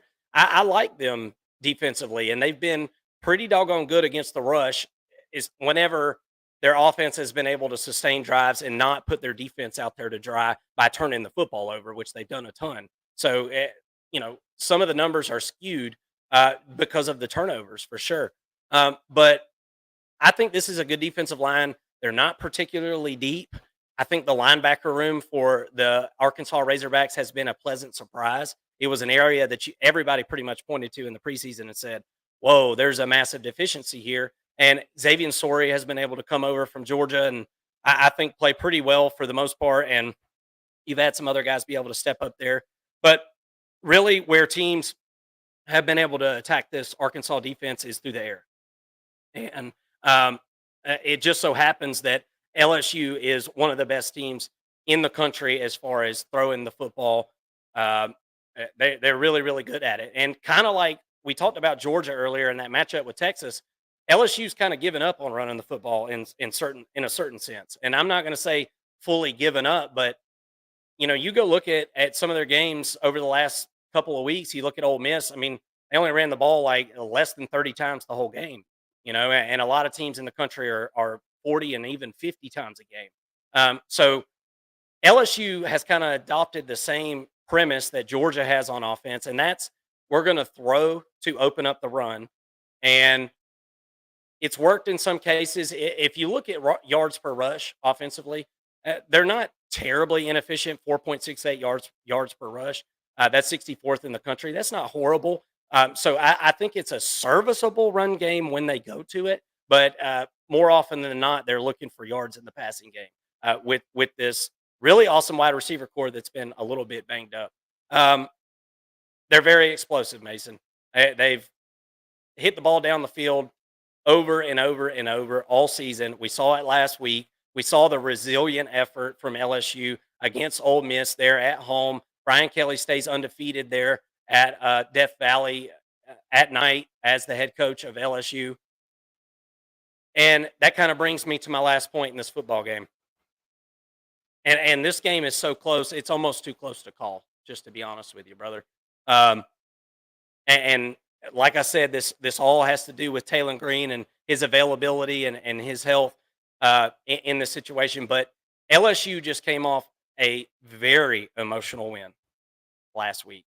And college football bettors and people who have been watching college football for a long time, fans of the game, y'all all know what it means whenever your team comes off of an emotional victory like that. It seems like it's almost automatic. Maybe it's not. Maybe it's just in my head. But it seems like teams coming off those emotional victories like that tend to come out and lay an egg. Here it is, LSU. No, no rest. Right? Got to go on the road to Arkansas. Arkansas fans are fired up for this one. It's going to be a packed crowd. It's going to be loud, and I'm really interested to see how LSU comes out as a football team. Are they going to be healthy enough to be able to, do what they do on offense? Defensively for LSU, I feel like this is a work in progress. This defense is still under construction, but if you look at some of the numbers for the LSU defense, look at that sacks this season, 21 sacks this season, and your star linebacker is out for the season. Weeks comes in and kind of fills that role, and he filled that role. I felt like really well last week. An emotional leader on the field, on the sideline. He was really, really all over the football field in that game. And honestly, I didn't see this defense really skip a beat without having Harold Perkins last week against what a lot of people would consider a really, really good offense in Ole Miss. So I think this defense and Blake Baker, who was brought in the offseason, I think they're headed in the right direction. I don't know that they've got all the right guys in all the right places at this point, but I think Blake Baker is taking lemons, making lemonade with it. And we talked about if LSU's offense last year had a defense that was just top half of the country, they could have competed for a national championship. Now, the offense isn't as good this season as it was last year, I don't think, but this defense is certainly better. And don't look now, but LSU has got some momentum. If they don't trip and fall this weekend at Arkansas, they've got some momentum, and they are not out of it as far as the SEC and the college football playoff by any means. What do you think about this one, Mason? Well, I think I like Arkansas, first of all. I do think that they're a good program. But when I look at the body of work, and you had a really good win against Tennessee, that game could have gone either way. But I look at that now, and we saw Tennessee struggle again last week, and I wonder how good of a win that really was for Arkansas. When you're comparing them to an LSU, that is. For Arkansas, it was a great win. But when you look at LSU now, who just beat Ole Miss, obviously that's a much better win, but how do we really measure the two teams against one another is kind of my question. How good is Arkansas? Is another big question for me. I like them defensively. I really like, what they've done in the run game, but even on the back end, you look at TJ Metcalf, he's got 6 pass deflections and 3 interceptions on the year already. He's played phenomenal. We saw Danico Slaughter have a really good game against Tennessee. He's got 5 pass deflections himself. So they got a couple of playmakers on the back end, but going up against this LSU passing attack, I don't think that they're going to be able to stand up and make enough stops against Garrett Nussmeier. I saw Garrett Nussmeier against Ole Miss just come in and lay it all out on the table in that fourth quarter, and he looks like a quarterback that refuses to lose. And now he looks like a leader on that offense too. Absolutely. And then Kyron Lacey steps up. He had kind of been MIA for a little bit. Aaron Anderson was getting a lot of those, a lot of the looks, and then Kyron Lacey comes back in and says, "Yeah, no, I'm still wide receiver 1 on this team," and looked the part. I mean, had a great game himself. So, to me, looking at that side of the football, I think that LSU has a decided edge. And then you see on your screen there, LSU's offense has only given up 2 sacks all season.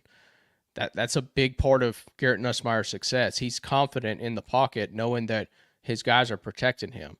And as good as Arkansas's pass rush defense has been, I don't think that they're good enough to go up against this LSU offensive line that I do still feel is absolutely top 5 in the country. When you look at the players on that team, obviously the bookend tackles are future first rounders more than likely.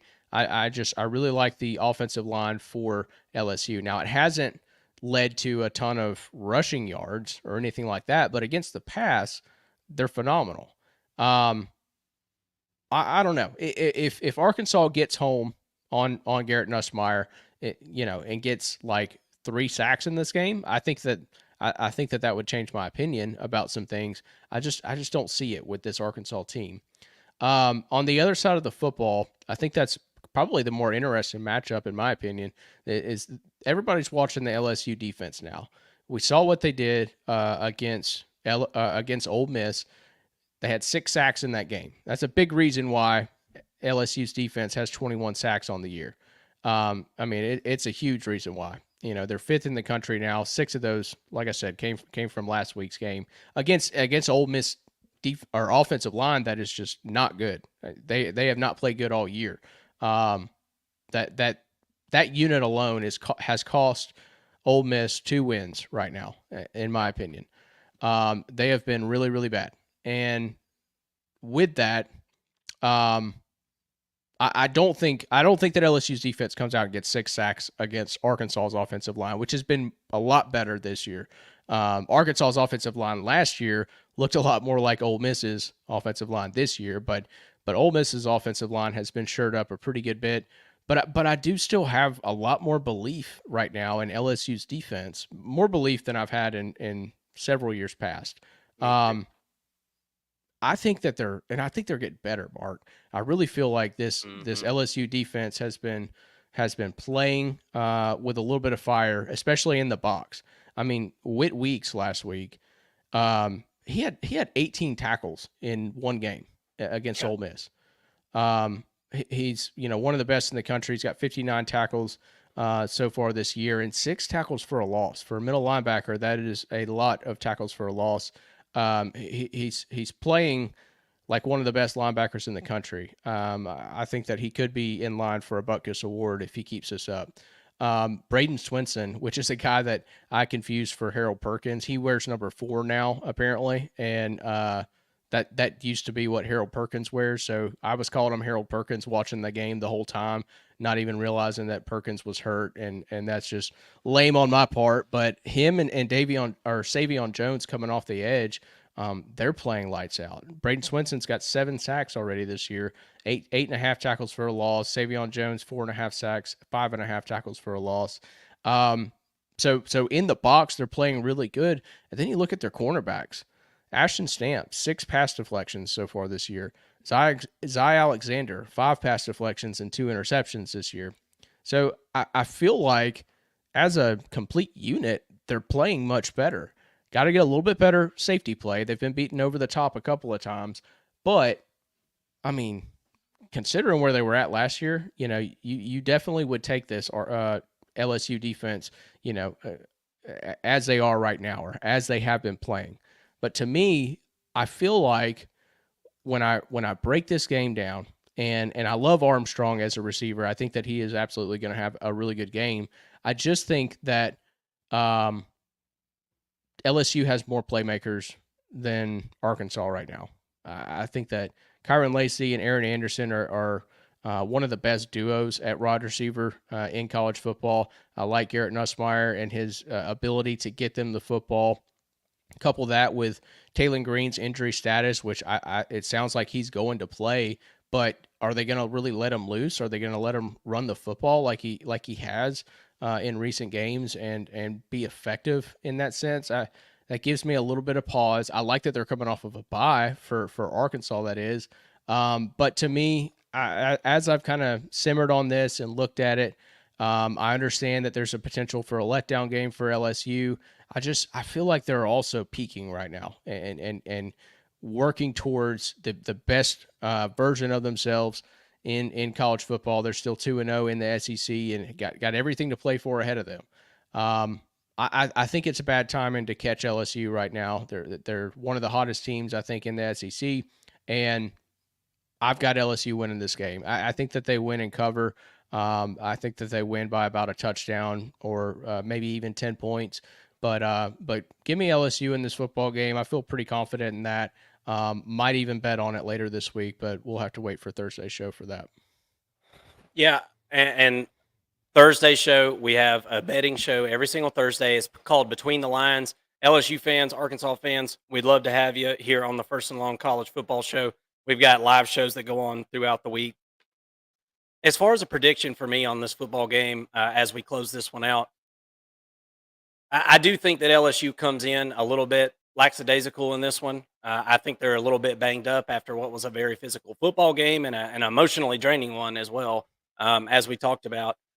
I think that LSU, at least early on in this football game, is going to be asleep at the wheel. I think I could see some stalled drives. Anytime you're not able to run the football very well as a football team, you're going to have inconsistent drives because you lack the ability to get in front of the sticks on first and second down, and that's LSU to a T, in my opinion.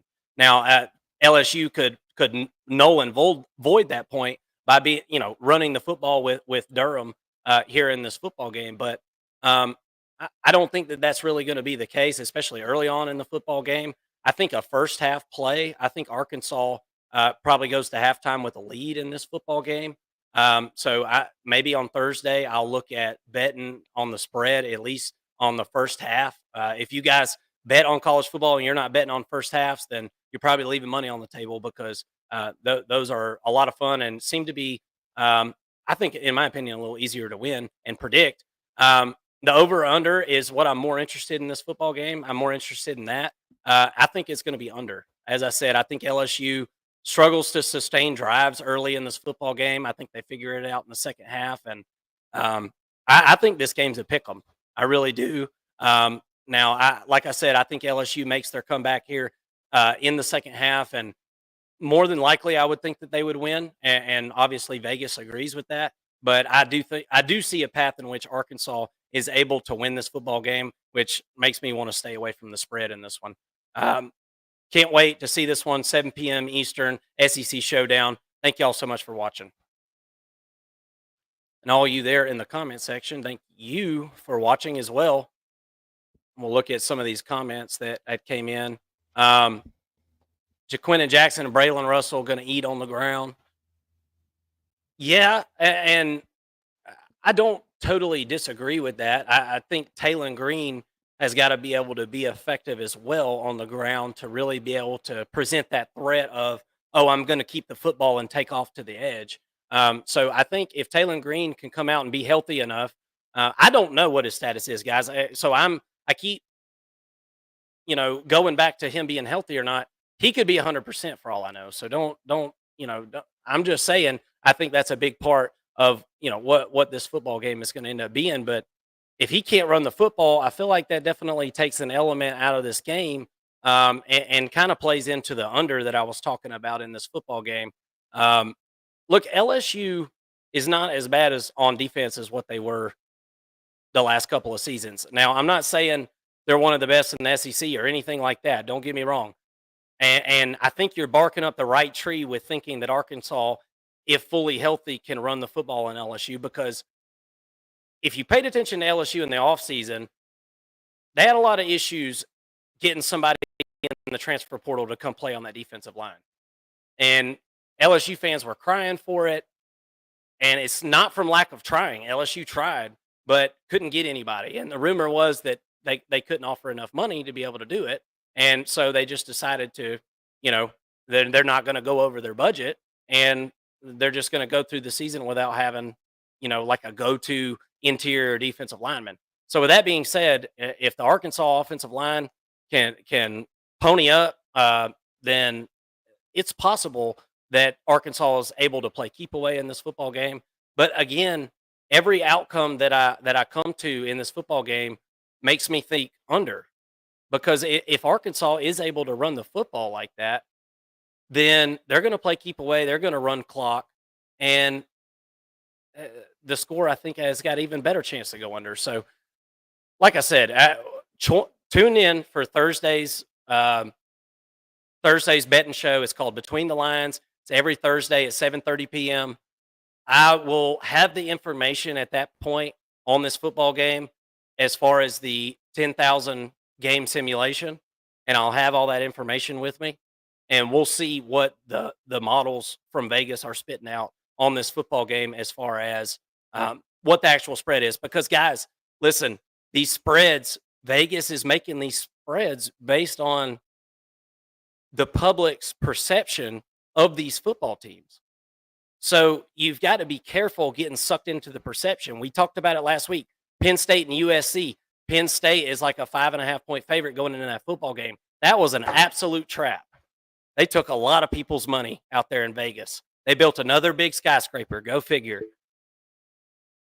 You've really got to you just got to understand Vegas is setting them suckers up based on what people are thinking and what the public perception is. And I think the public perception for LSU's defense is that they're not good.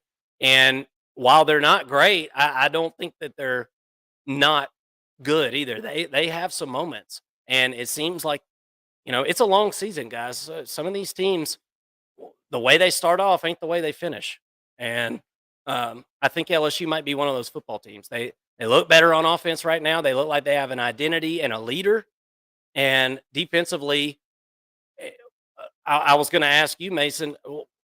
I wonder, with Harold Perkins being gone, it looks like the defense is playing even better. And it makes you wonder, and I'm not saying anything about Harold Perkins necessarily because I don't know. I mean, I don't have the inside rub on what's going on in Louisiana. That's a pretty closed off community down there, if you don't know. Pretty much Louisiana's like their own country. But I don't know. It's an interesting matchup here for sure. Really, really like the under so far, and I think the number's going up. I think people are betting over. Like I said, based on perception. I don't even know how to say that screen name, but just like recruiting, it's all about the money. Well, shit. I think It's it's been all about peanut butter posse.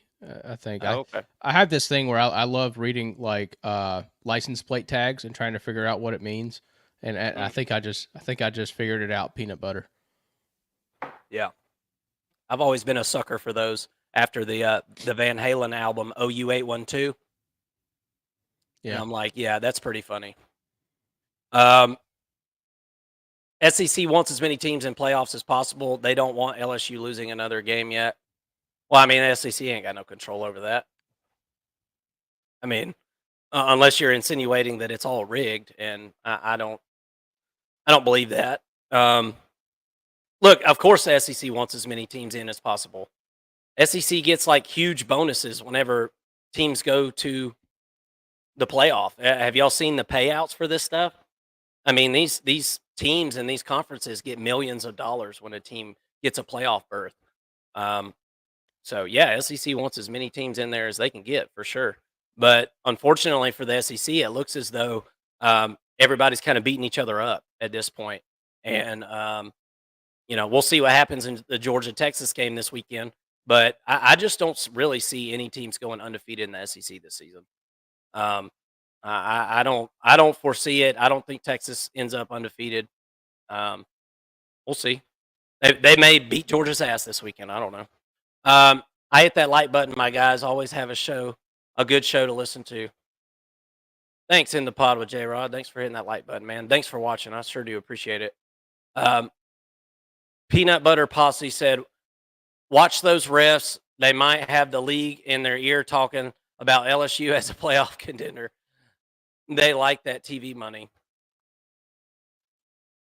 Look, if LSU makes it in the playoff, it'll be because they won these games. I mean, look, and I understand. I'll quickly address this because I actually had a conversation with my stepson about this today. The refs aren't rigging these games. That's not what's going on here. Nobody's getting in these refs' ear. Has it ever happened before where somebody got in a ref's ear and gave them a bunch of money? Well, we know that that's happened because we've, throughout sports, throughout history, we've seen that happen, a time or two. The bigger issue is the fact that we've got referees showing up to umpire the biggest college football games in the country weekend in and weekend out. And during the week, these guys are PE coaches or a lawyer or a some kind of um, councilman or that's the problem. We don't have full-time umpires in college football. It's a bunch of dudes flying from, teaching 12th grade math and showing up and reffing these games. So, does college football need to do something about these refs? I think so. The rules get harder and harder in college football too. I mean, these games get harder and harder to call because it's just can't hit somebody a certain way. Um, you know, it's just the substitution rules, all this stuff. I mean, everything's catered to make the offenses hum a little better. So I don't think anything's rigged, but it's just I think there's some really bad umpiring that goes on, and I think there's blown calls in every sports event that you're going to go to. I just think that there's been more this season than what we've seen in years past. Um, let's see. I think they've always used Perkins wrong down there in Baton Rouge. Yeah, it seems like something's wrong, and they've tried to use him in different spots in the pod with J Rod. They've tried to use him in different spots, and it just hasn't worked out for Perkins at LSU. Does that change his draft stock? And that kind of brings me to another question that we were going to ask earlier, and Mason, I'll ask you too. Um, a guy like Perkins, obviously he's hurt, and the NFL obviously pays attention to injuries and things, so that may hurt his draft stock. But his his lack of pop on the LSU defense, do you think that hurts him as far as his defensive draft stock in the NFL? And we had somebody ask earlier a question that's kind of in the same vein about James Pierce for Tennessee. And Mhm. Tennessee fans were really quick to rush to the aid of anybody talking about James Pierce, 3-4 games into the season, saying, "Oh, we're saving him, we're saving him, we're saving him." Well, I don't think Tennessee's saving anybody at this point. I mean, he's rotating just like everyone else. And James Pierce doesn't have the production that he's had. Do you think that affects his draft stock as well? But To some degree, yeah, to some degree. But I mean, we saw Trayvon Walker leave Georgia with very few stats to really show for, and he was the number one overall pick. So when you look at what the NFL does, they evaluate players based on skill sets way more heavily than they do stats. If you're a quarterback, I think that you're absolutely stat hunting and looking at some of that stuff. But as far as specifically a defensive player, they're looking at size and speed.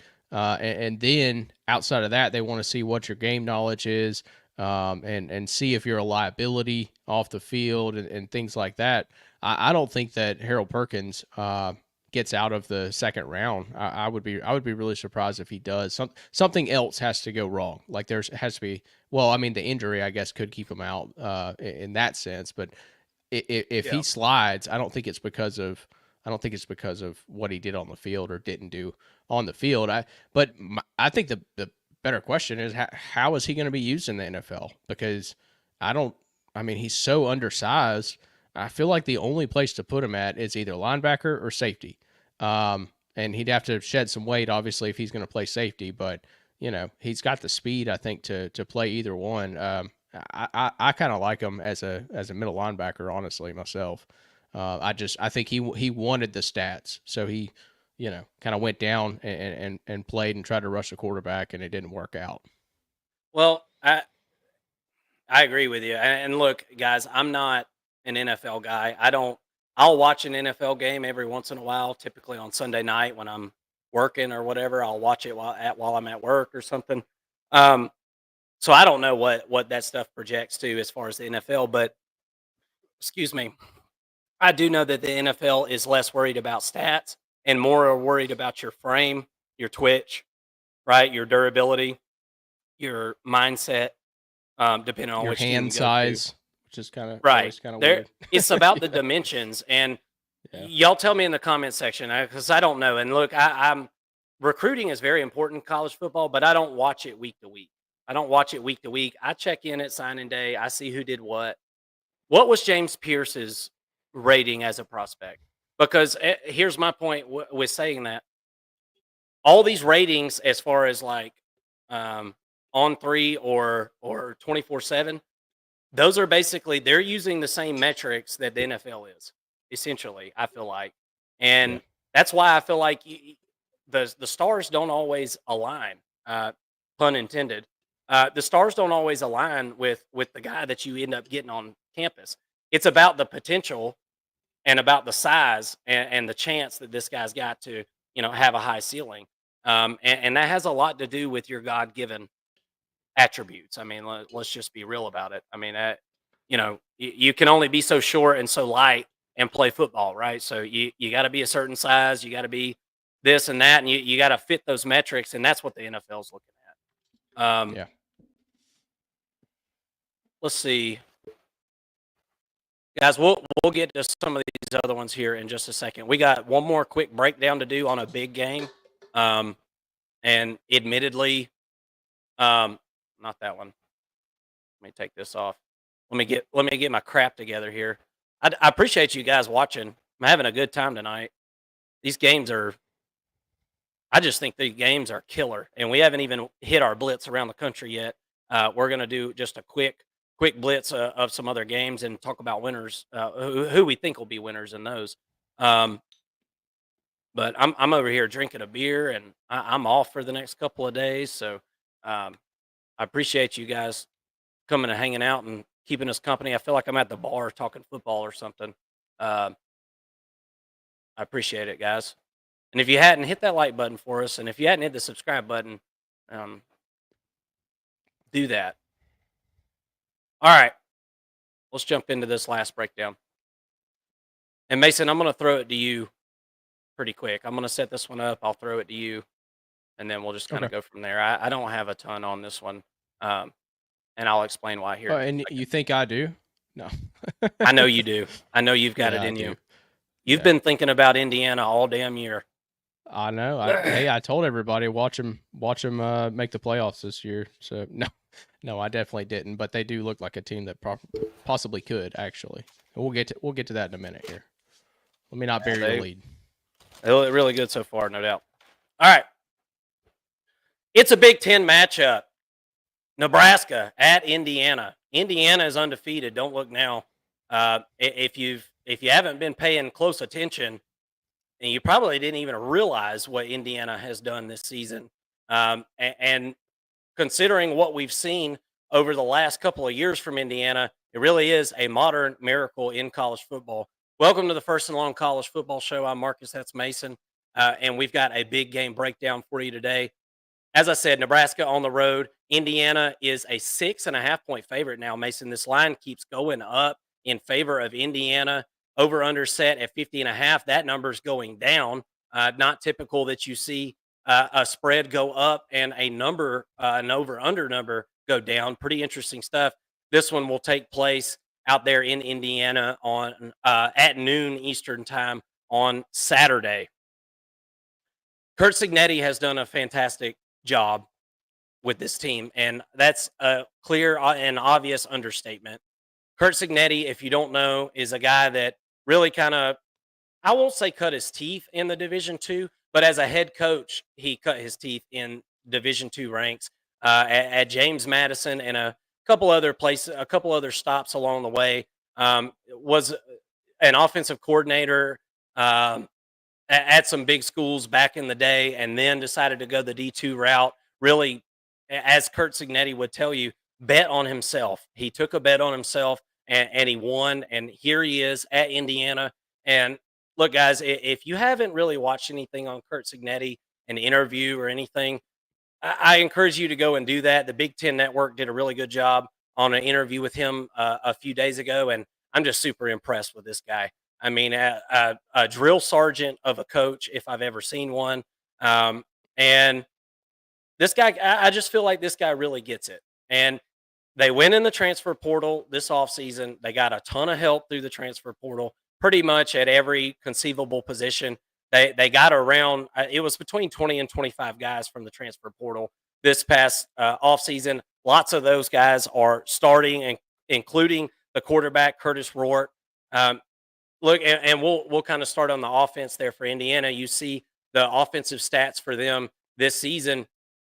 And look, if you look at what Indiana has done this season, there's no game that you can point to and say, wow, I can't believe Indiana beat so and so. You don't necessarily say that. There's not like a, I guess this game would kind of be one of those games that Yeah. you could point to and say Indiana. Theoretically, if they did beat Nebraska, they beat Nebraska, and that would be a win that you could point to. But there hasn't really been one of those this season. But with that being said, all you can do is play the schedule and the hand that you're dealt, and that's what Indiana's done. And they've smashed everyone. I mean, and they don't just beat you by a couple touchdowns. They'll beat you by 3 or 4 if they can do it. Averaging 47.5 points per game this season. That's second in the country. And it's not like they've played all FCS teams or something like that, guys. This is a team in the Big Ten. So they've played UCLA and beat UCLA really, really handedly. Look, it's a really impressive unit as far as the offense overall. I really like Justice Ellison. He's a transfer over from Wake. He's the running back there that's gotten the bulk of the carries and yards this season. Elijah Surratt at wide receiver. Zach Horton, I think, is one of the and Indiana fans have kind of agreed. We did an early preview on this game earlier this week, and we had mentioned Zach Horton, and Indiana fans said yes, absolutely. This guy, it's really hard to put into a stat column or a stat sheet what this guy does for the offense. He's one of those unsung heroes along the offensive line, and really kind of the straw that stirs the drink, I think, there on the offensive line. And of course, can go out and catch a pass as well. I think he's the 4th or 5th leading receiver for the team, something like that. And he followed his head coach over from JMU last season. Again, I encourage you to go look at what Curt Cignetti has done everywhere he's been. He's turned programs around nearly immediately everywhere he's been. And really, he reminds me of Kalen DeBoer in that sense. Kalen DeBoer kind of has done the same thing, an amazing record as a college football coach. And this Curt Cignetti guy, I think is really kind of similar in that sense, where it doesn't take him long to gut a locker room out, get the attitude in there that he needs, and instill a culture that is winning. He said in his interview, when I stepped onto campus here at Indiana, I said we were going to win, and I could tell that nobody took me seriously. Whenever he met at Lucas Oil Stadium for Big Ten Media Days, he told the reporters right there, it's great that I found this building because this is where we're going to play in December. And they all laughed. He said, and I'll never forget them laughing. And he's dead serious. I really like this guy. He talks the talk. From everything I've seen, it seems like he walks the walk. You can't find a stat that they're not good in. Nebraska, on the other hand, Nebraska still has some issues on offense, Mason. And they are not nearly as severe as what they were last year. And I know that Nebraska faithful is very thankful for that. This offense is certainly better. Still got some issues on the offensive line. Still struggle to run the football in certain situations. The passing game is clearly much, much better. But Dylan Raiola, a first-year starting guy, there's been situations where you think, okay, maybe in a couple years he's able to work his way out of this situation a little better, or be able to run this system a little better. You see some of the offensive stats there, pretty underwhelming for the most part. But it beats what Nebraska had going on last season, where it was just a comedy of errors all season. The quarterbacks last year for Nebraska had more interceptions than they did touchdowns. That is a recipe to not go to a bowl game, which Nebraska hasn't been able to do for a long time. Won 5 games last year, got stuck at 5, right? Heartbreaker. I think the Nebraska offense is better, but still got some serious cracks in the foundation. Anytime you're not able to run the football, you're going to get behind the chains. When you get behind the chains with a first-year quarterback, you're asking for inconsistent drives. They're 45th in the country in third down conversion percentage. And I think a lot of that has to do with the fact that they have there's an inability to run the football consistently. And that's a common trend. Georgia's not great on third down. You know why? Because they don't run the ball. They don't run the ball that well. It's all or nothing, and that's kind of what it seems like for Nebraska. At certain times, it's either a pop play or it's a drive that maybe you get a first down or two and then it stalls. Um, Defensively for Nebraska, they just keep on keeping on. It's another really good defense for Nebraska this season. Um, have they been tested like they're going to be tested as the year goes on? No.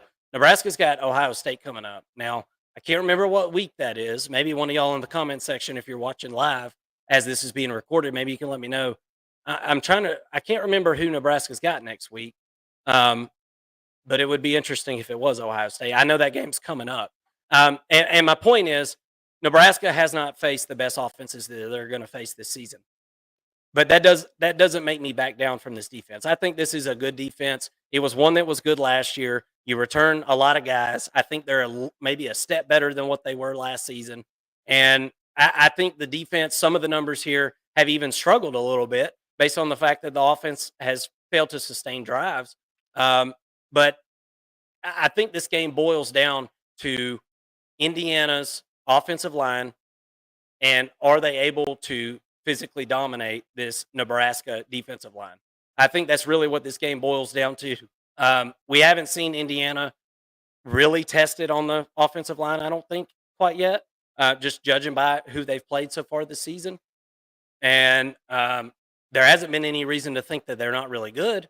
But anytime you've got an offensive line that's a mosh posh of transfer portal players and things like that, and then going against what I think is a super physical Nebraska defensive line, 18th in the country, tackles for loss. They've got 42 of them. 7th in the country in sacks gained. They got 20 of them. Indiana's been good at protecting their quarterback. I'm interested to see how they perform with a step up in competition against Nebraska this weekend. Vegas is really liking them. Mason, what do you think about this football game? Well, I think it's going to be. I think it's going to be really a really good game. I think it's going to be a lot closer than Vegas is saying at 6.5 points, leaning towards Indiana. I do think that Indiana probably wins the football game, but there's paths to victory for Nebraska. When I look at this team for Nebraska, and now I went back and rewatched their last game against Rutgers, and we saw the run defense for Nebraska struggle a little bit at first, which was a little bit surprising, a little bit alarming. I think that they did make some good adjustments later in the game, but Monangai was really just making plays. I mean, it wasn't so much that the play calling was that bad or anything like that, but he was dancing and making some plays, really gave Nebraska all that they could handle. When Nebraska had to pass the ball, though, that's when they got into trouble. Threw a couple of picks in that game. Now, Indiana can pass the ball. That's not going to be a problem for them. So I'm wondering, if Indiana does struggle a little bit to run the football, do they switch the passing game and extend drives that way? But on top of a slight run defense issue, I think, for Nebraska against Rutgers, they also had some special teams issues. They had 2 blocked punts in that game.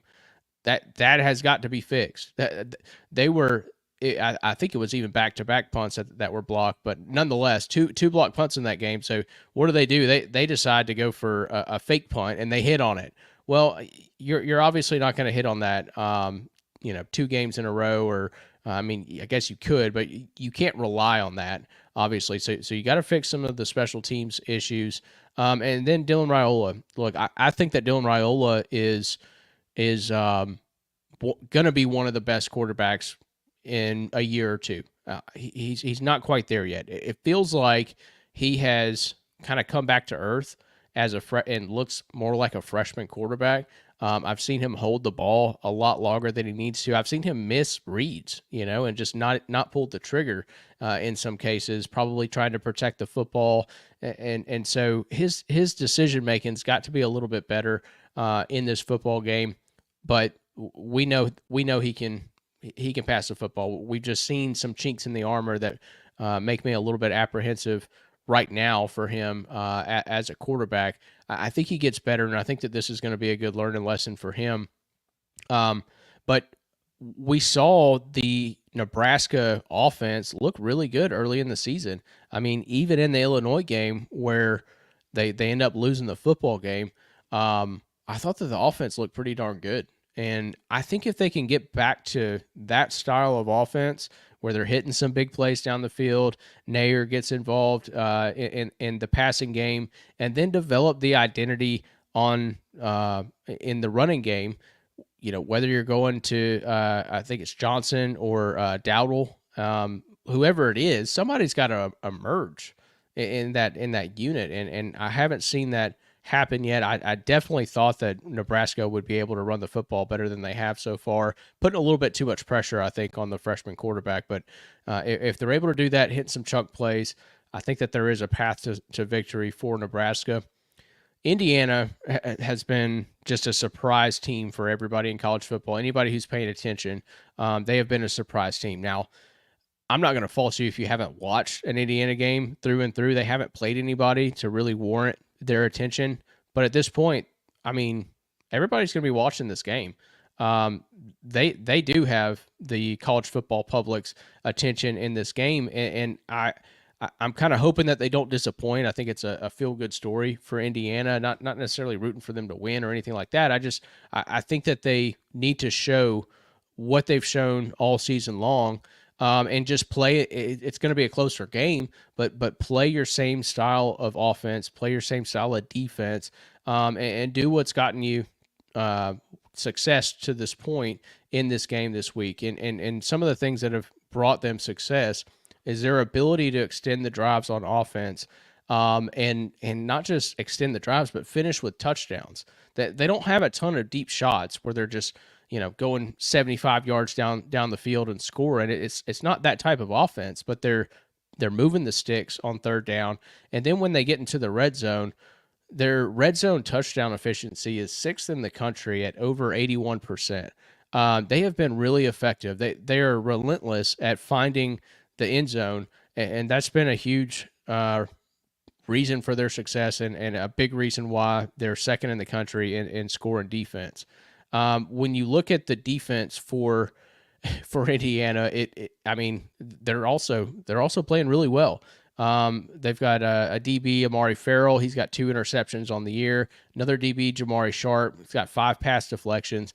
They do have to clean some stuff up. I did see Northwestern pushing the ball a little bit against them in their last game, but I think it's a pretty solid unit on the back end of the defense. And then on the defensive line, Mikhail Kamara is sort of the front runner there on the defensive line. He's got 5 sacks already on the year, 7.5 tackles for a loss, and then complimenting him is James Carpenter with 3 sacks. And then they got a linebacker flying around the football. He's got 55 tackles. That's Aiden Fisher. So a lot of weapons on both sides of the football, a lot of playmakers on both sides of the football. This is certainly going to be their toughest task on both sides. As good as their defense is, I think that Nebraska's offense is also going to be probably the best that Indiana has faced so far this season. I feel like playmakers wise, matchups wise, it's going to be a really tough environment and tough matchup for Indiana. But I really like Curtis Rourke, and I trust Curtis Rourke. He's averaging 292 yards per game. That's 11th in the country at 73.8% completion. Only 2 picks on the year with 14 touchdowns. The guy's legit. I really like what I've seen from him so far this year. I'm anxious to see if they can continue the success against better play. The better part of their schedule is coming up. But it's tough to pick against Kurt Cignetti in this team right now.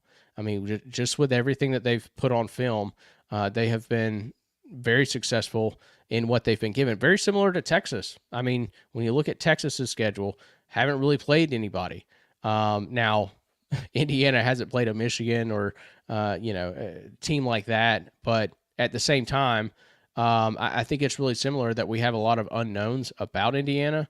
But what we do know is that they are a good team, and I feel more confident in Indiana in picking Indiana in this game than I do with Nebraska at this point. So give me Indiana. I think it's closer than the experts say. I think that they win by 3.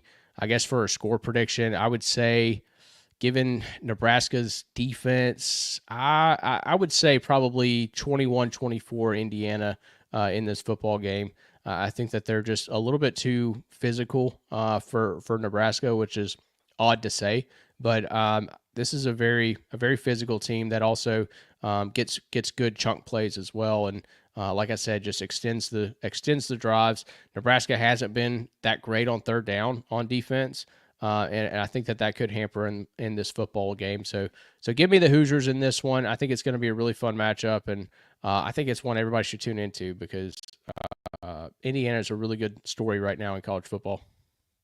And they're a wagon to bet on right now, which prompts me to just by default right this second, especially with it being 6.5. You guys might want to hurry though, because if this thing gets to a solid 7, and I'm just talking betting world here, if you're into betting, and if you are into betting, we have a Thursday betting show every Thursday. It's called Between the Lines here on the First and Long College Football Show, 7:30 p.m. Eastern. 6.5 points is a good spot to bet, obviously, right? Because a team winning by 7 is an outcome that happens a lot. But as soon as this thing moves to 7, I don't know. I don't know how much I love it anymore, just because of the fact that we haven't seen Indiana in a spot like this against a team this talented. But at 6.5, I'm ready to take Indiana minus 6.5 here. This is a senior laden group for Indiana. All these guys, lots of them that came in the transfer portal were like 6-year guys, including the quarterback there, Curtis Rourke, who you may have mentioned, Mason. I was in the comment section commenting back and forth here on the live show. But Curtis Rourke, I mean, he has just absolutely tore it up.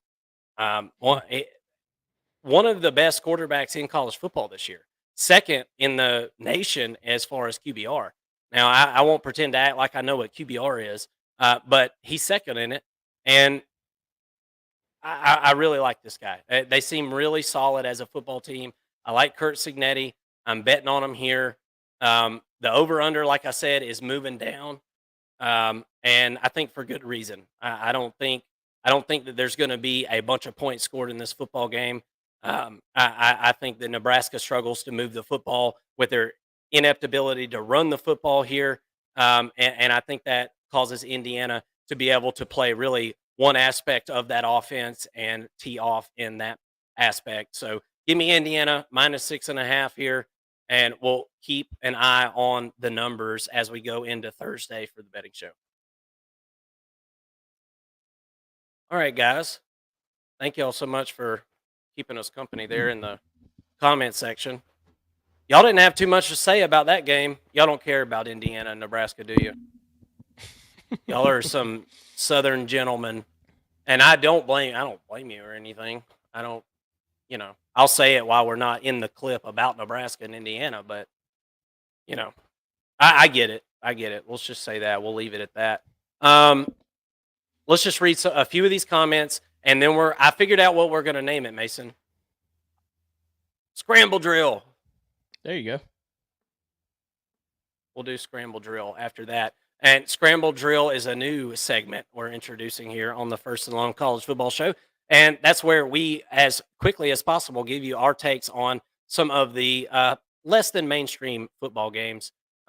If you're just talking about, national matchups and things like that. But those matchups end up having a ton of bearing on the conference championships, and which in turn has a lot of bearing on who makes it in the college football playoff and all that good stuff. Let's read a few of these comments, and I'll kind of work my way up here. Peanut, I'm gonna call you Peanut. Gonna be strange seeing and one of you guys. Well, I ain't even gonna say it because then you'll do it. Peanut says, gonna be strange seeing Tennessee trying to shorten the game. I bet they let play clock run under 10. I'm glad you brought this up, Peanut, because I meant to say something about this too. I don't think Tennessee wants to hurry up anymore. And Mason alluded to that in his segment there, talking about the Tennessee-Alabama game. I don't think Tennessee wants to go hurry up anymore. And well, let me rephrase that. They want to, but I think there's kind of like a trigger in that offense where it's like, okay, if you come out and you get a first down, then we go quick type of thing. Like I feel like the coaches are kind of telling the offense like, we're not going hurry up until we see you get a couple of chains moved, and then we'll go hurry up just to be sure that we're not leaving our defense out to dry, because that's what's happened the last couple of years. I mean, no doubt about it. The defense has been left out to dry by that Tennessee offense the last couple of years, and now it's crazy. It's just flip flopped. It's really, you're right. I mean, it is crazy to think that Tennessee would love to play keep away and win this game, 24-17 or even 17-10 or something, like they just they just won 23-17 last week against Florida.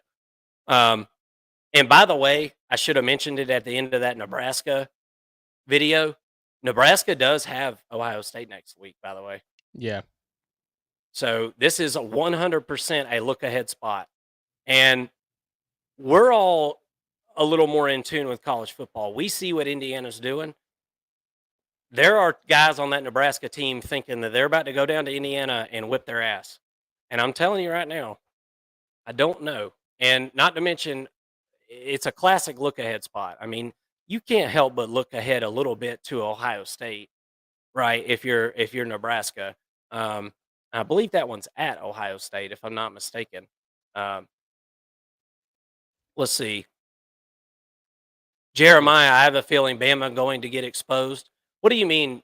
What do you mean, Jeremiah? I mean, I'm not saying you're wrong. I'm just, first of all, Alabama has been exposed over the last few weeks. First of all, really since the second half of the Georgia game. I mean, it's 10 quarters in a row now that we've watched Alabama not play good football. Now, me and Mason talked about this last weekend. One of those years that Georgia won their back-to-back national championships, I can't remember which year it was. There was like a 3-game stint where Stetson Bennett didn't throw a touchdown for 3 games for Georgia, and Georgia just like squeaked by. So I'm here to tell you, go back and look at any national champion, and I don't care how dominant they are. Even LSU, that dominant 2019 LSU team, barely beat Auburn, a sorry-ass Auburn team. Barely beat them that season. I mean, and easily could have lost that football game. And that's one of the best offenses I've ever seen in college football, maybe the best. So I don't know. I guess my point in all that is, I just don't see. I think the days of undefeated teams in college football are over. And I don't think that college football fans that are fans of these really big teams, I don't think they know how to take it right now. You'd lose a game like Georgia lost to Alabama, and it was like, oh man, well, we're not going to make the 14 playoff. It doesn't mean that anymore. I mean, you could lose 2 games and make it. Eventually, there'll be a 3-loss team that makes it, I would think, eventually, if you win the right games and lose the right games, right? Bama's about to put the country back on notice. Saturday, they ain't going nowhere. I appreciate you watching and commenting, Thorough. I think that's possible. I think it's possible, especially if Tennessee can't sustain drives in this football game. I think that's just pretty much the padlock stat of the game. Tennessee's third down percentage is going to be huge in that game against Alabama, and it'll be a big indicator if they're able to get ahead of the chains and then convert there on third down with Nico. I don't have a lot of confidence in that right this second, unfortunately. Not as much confidence as I did to start the season anyway. All right, maybe Bama has a great offense. Depends on how many sacks Tennessee gets, and if Tennessee can still shut down the run game without that starter. This is also something I kind of forgot to mention. I forgot this. Tennessee's got to keep Jalen Milroe in the pocket in this game if they want to have a chance. Look at what South Carolina was able to do, and look at what Vanderbilt was able to do as far as limiting Jalen Milroe in the run game. That is the key to success against Alabama. I saw somebody in the comment section earlier said that so-and-so from Tennessee is going to lock up Ryan Williams. And I don't know, man. I don't know if that guy's lockable. And I don't know that I don't know that That's it not has going to anything happen. to do. It doesn't have anything to do with who Tennessee has guarding them. So don't take it the wrong way. Um, but that guy is different, and he's one of those football players I can already tell in his early career. He makes moves that just don't make any sense, and it throws defenders off in just a weird way. It's just really really hard to get a handle on that guy. Um, and he's not a big dude, really slight built, obviously a speedster, runs good routes, amazing hands, um, but slippery. 170 something pounds and slippery as a just an oiled pig. And I think he's going to give Tennessee some fits this week. And for the record, it's not. Like I said, that's not a Tennessee thing. Ryan Williams is going to give a lot of people fits for the next couple of years. Ian Pickett. If Tennessee can get their offense going on Saturday, they could very well win. Tennessee's defense is legit too. It's going to be a good game. I don't see a blowout happening in this football game, Ian. I think you're 100% right. There's 100% a route to victory for Tennessee. And I'm wrong on this channel all the time. I picked Alabama earlier, but I'm just trying to call it like I see it. It's nothing against Tennessee. But there is zero doubt about it. Tennessee has a route to victory in this football game. And part of the reason that I'm not betting the spread, I'm going to bet probably the over under in this football game. Or maybe if it's a pick 'em by the time the game goes down, maybe I'll, get some even money on a pick 'em or something like that. But Tennessee's defense is legit enough to be able to, hold Alabama to 17, 24, whatever. The biggest thing I think for Tennessee at this point is if the opposing team's getting over 24 to 27 points, or if Alabama somehow gets into the 30s, I just don't see any way that Tennessee's able to keep up.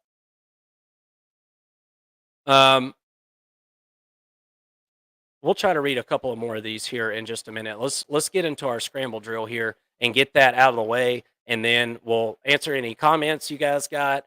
If anybody wants to come on the show, this will probably be your last chance to do that. And I appreciate you guys chit-chatting in the comment section. We certainly do appreciate it. Y'all been a lot of fun this evening, and certainly do appreciate it. That beer is empty. Before we start our new segment, give me a fresh beer right quick. This would be the perfect time to plug a sponsor. No, we can't now. Don't give out free Brandon. There you go. Hold on. Yeah, I don't know how to bottle. Oh man, I'm bad at this. Well, we're gonna have to work on this whenever that day does come. But we're only American-made beers. Will be a sponsor of the First and Long College Football Show. We're America first here, and if you don't like that, then you're not American. All right, let's do our scramble drill. And here's what we're doing, guys. We're going to go through these games. I'll give you my best one-liner of what I think's going on in these football games. I would like for you guys to put in the comment section what you think about them kind of as we go, and then whenever we get done with the segment. Because, again, if you're watching us live for the first time, you're probably like, these guys are kind of weird. Their mannerisms changed throughout we're recording videos that are going to be released, and they'll be put in the algorithm to go to certain fan bases and things like that.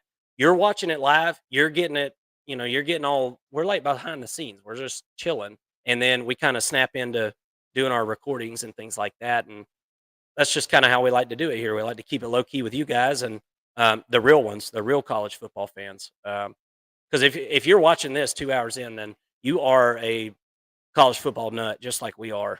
And this week was a reminder for me how much of a nut I was, because I had an absolute blast breaking those games down this week. That was actually a lot of fun. All right. I will lead it off. We'll go game by game. I'll give you my one-liner, Mason. Give you your best take here. And look, we're just picking winners, guys. If you want to know something about the spread, put it in the comment section of these games. And Mason, you may have the spreads handy, and if you do, I mean, more than I do.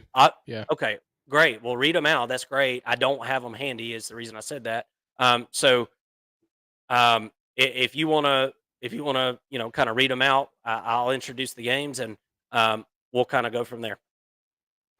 Cool. All right, scramble drill. Notre Dame fighting Irish on the road at Georgia Tech. I've bet against Notre Dame several times this season, Mason, and I don't think I'm going to be doing it again, and especially not whenever they're going against Georgia Tech, the rambling wreck from Atlanta, Georgia, the one that can't stop the run. Give me a break. I'm about to take Georgia Tech in a football game where they're going against Notre Dame, who is one of the best running football teams in America at this point, especially with Riley Leonard. The dude's got the shake and bake. The dude's got the moves as far as running. Can't throw it through, it can't hit the broadside of a barn as far as throwing the football. But that hasn't stopped Notre Dame from being able to dominate teams just like Georgia Tech all season. Give me Notre Dame to easily win that one. What's your take on it? Yeah, well, the line's 8.5 towards Notre Dame, obviously favored in this football game. Over under set at 50. But look, these are two teams that lean heavily on the run game, and while Georgia Tech has a more balanced approach, the matchup still favors Notre Dame, I think, due to their strong defense. Haynes King has done an excellent job of protecting the football. He's only allowed one interception this season, and the Georgia Tech offensive line is first in the country with only one sack allowed. But I still think that this is a veteran defense for Notre Dame, and it will play sound football and limit the Yellow Jacket scoring opportunities. Notre Dame wins this one by a touchdown. I think it's a little bit closer than odd makers think, but give me Notre Dame to win it overall. Yeah, I agree with you 100%. It sounds like Vegas does too. Auburn Tigers at the Missouri Tigers. It's the battle of the Tigers going down in Como. What's the line on this one, real quick? I'm curious. 6.5. 51.5 is over under. Mizzou? 6.5 Mizzou. Mizzou hasn't done anything this season to make me feel like I could be comfortable taking them as a favorite. People don't realize this, but Auburn's defense is a lot better than what people realize. Auburn's offense has squandered opportunities throughout the entire season. Should have beat Oklahoma, to name one of those opportunities. And it's been turnovers on offense. Auburn hasn't been able to figure out whether they want the NPC. If you don't know what that is, that's a non-player character, like in a video game. Mr. Hank Brown, he came in and played quarterback for a little bit. Then you bring, Peyton Thorne back in. It's been the quarterback hokey pokey there with Auburn. If Auburn can figure out a way, to not turn the football game over, turn the football over in this game, then I think Auburn's got a really good chance to go to Missouri and win this one. Missouri just they don't have it, and it doesn't make a whole lot of sense. Lots of returning talent on offense, but they lack flash, and we saw them absolutely get pounded by Texas A&M. Maybe this is an overreaction to what we saw in that football game on my part, but I'm staying away from betting on Missouri, and I think I'd feel okay about taking Auburn plus the 6.5 there, but I don't know that Auburn is a team that you feel great betting on with the turnover issues that they've had. But I think Missouri is more likely to win the football game in a squeaker. What do you think? Yeah, I mean, there's no doubt that this Mizzou team has fallen on some hard times so far this season. The defense has really taken a step back after losing defensive coordinator Blake Baker and some NFL talent, and it seems like Brady Cook is really handicapping this offense. Auburn is also operating below expectations this year with a limiting defense and a quarterback that can't seem to get the ball to his playmakers consistently. So this usually makes for a sloppy, boring game, but I do think that this will be closer than you'd imagine. I've actually got Auburn winning this game. I think that they have a really strong performance in the run game. So give me Auburn. I like them on the money line this week as well. Yeah, Auburn has actually been very explosive on offense this season. If you can go look at some of the metrics and pass plays of over 20 and 30 yards, while it has been inconsistent from game to game, they have been able to break out and hit some big plays, but have struggled as far as turning the football over, and then been pretty bad in the red zone at times as far as touchdown percentage goes. Um, let's see here. What's our next game?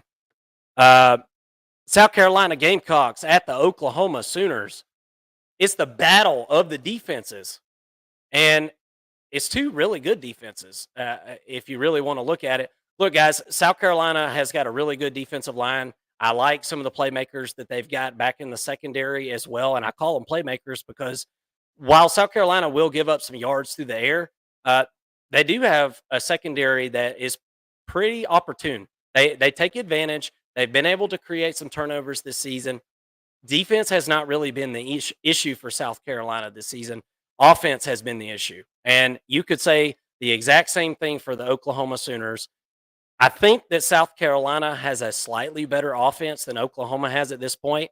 Oklahoma, obviously, Jackson Arnold didn't work out in that Tennessee game. He's been benched, hadn't been heard from ever since. The whole offensive game plan that was built up in the preseason totally came collapsing down. I'm sure Seth Luttrell has got to be nervous for his job there at Oklahoma as fans seem to be growing restless, a fan base that's been used to having dynamic offenses for years and years and years. Now is a defensive-led football team. Brent Venables has really left his mark on this team, but I think he is an offensive coordinator away from this team being able to compete in the SEC or anything like that. I like South Carolina to be able to go on the road and win a really close football game. I think South Carolina, if I was making a line on this game, I would have South Carolina like a 2.5 point favorite, in my opinion. What is the line? I'm totally guessing, and I like South Carolina to win this football game. Yeah, well, the line's at 3 points favoring the Sooners. Over under set at 40.5. So Vegas also thinks this is going to be a very low scoring game. And this should be a fun defensive game to watch. Both teams have been great at getting after the quarterback, and both teams have glaring offensive line issues. This one will come down to a playmaker on offense, just kind of taking over the game. And to me, that guy is Rocket Sanders. Now he's going to have to get outside the box. I don't think that you run between the tackles against OU and expect to have very much success. But if he's able to get outside the box, which is something that they did a lot against Alabama, I think that he can find some success in the run game and in the short pass game. I've never wanted to say this, Mark, but give me the Cocks. Right? I think the Cocks are going to win this one.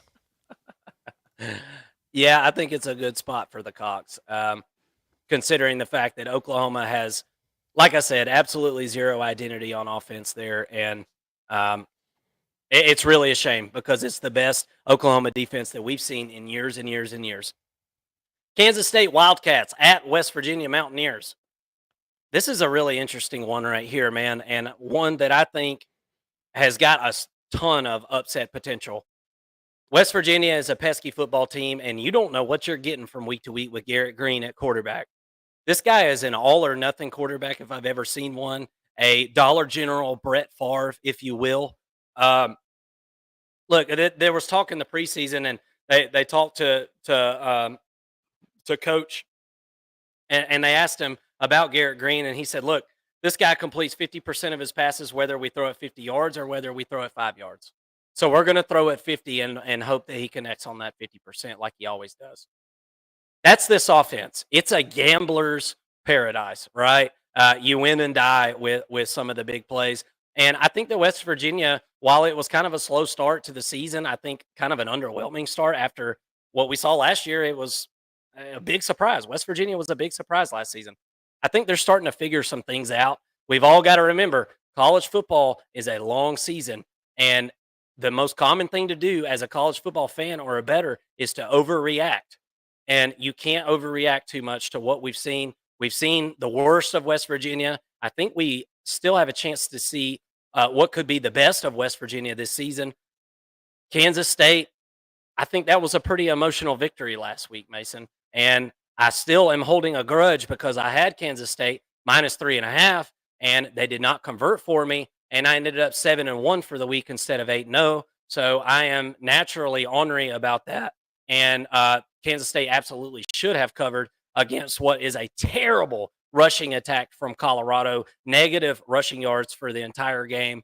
Look, there's no reason for me not to expect Kansas State to win here, but don't be surprised if you look at your scoreboard this weekend and West Virginia has got a lead going into the fourth quarter of this football game. and Avery Johnson and DJ Giddens have got to claw their way to a victory. Yeah, so Vegas has the Mountaineers as, well, I guess the Mountaineers are a 3-point underdog. They got the Wildcats favored here. Over under set at 54.5. I think this game plays out similarly to the Colorado game for Kansas State.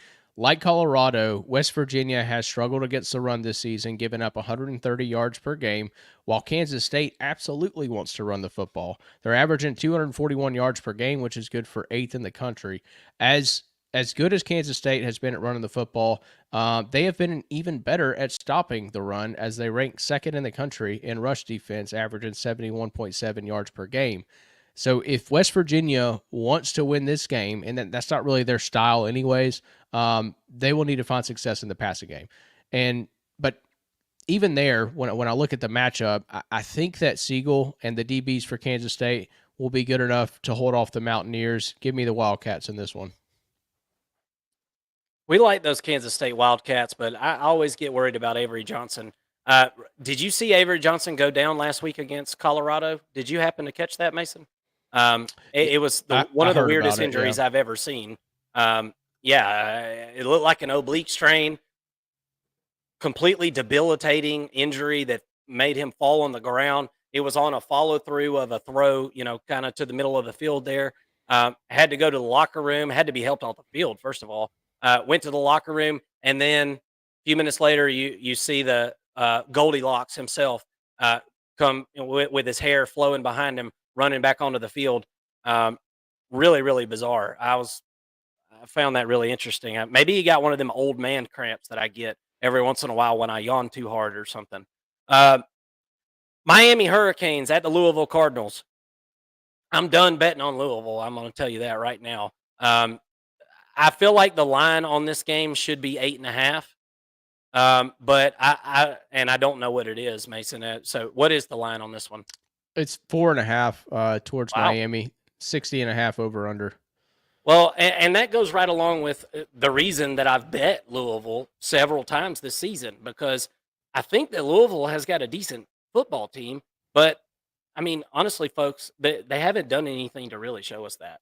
I mean, came out against Notre Dame, totally just crap down the back of their legs in the first quarter of that football game, and really, really tough to come back against a team that can just run it on you and run clock and things like that. And Louisville almost did it, but wasn't able to do it. And then there was another game. I'm trying to remember who it was that against Louisville. It was their other loss, and just couldn't get it done. It was for SMU. SMU, that's right. And look, SMU's got everything in the world to prove. They're a motivated football team and currently ranked in the first and long top 25, by the way. But Louisville has Jeff Brom as their coach, an offensive-minded guy, and strangely, offense is their issue right now. They returned a lot of starters on defense, and I think their defense, while they have given up some points, I think they've played well enough to be able to win some of these games that they've lost. I thought Louisville was maybe the second or third best team in the ACC.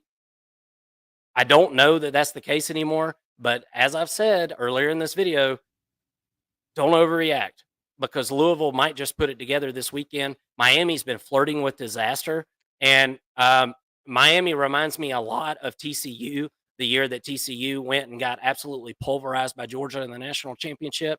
Close game after close game after close game, and clutch plays at the end kept keeping TCU in the conversation. I think Miami's one of those football teams. One of these Saturdays, though, I feel like it's going to catch them and bite them in the butt. And eventually, Miami is going to have to run into a team like Clemson, who I think is playing pretty good right now. But that's neither here nor there.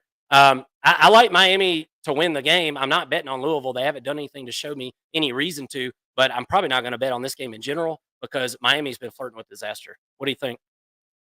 Yeah, the Hurricanes are the team that everyone wants to put in their S tier of the ACC, but they have been, like you said, flirting with losses their past two games, struggling to put away mediocre teams.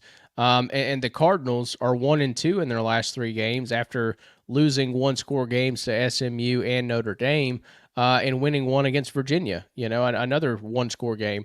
While I do think that Louisville has a path to victory at home this week, if they can find success in the passing game, I think that Miami's run defense limits Louisville, makes them one-dimensional, and Cam Ward, I think, eats this week in the pass game. Give me the Canes to win. I like them to cover as well in that one.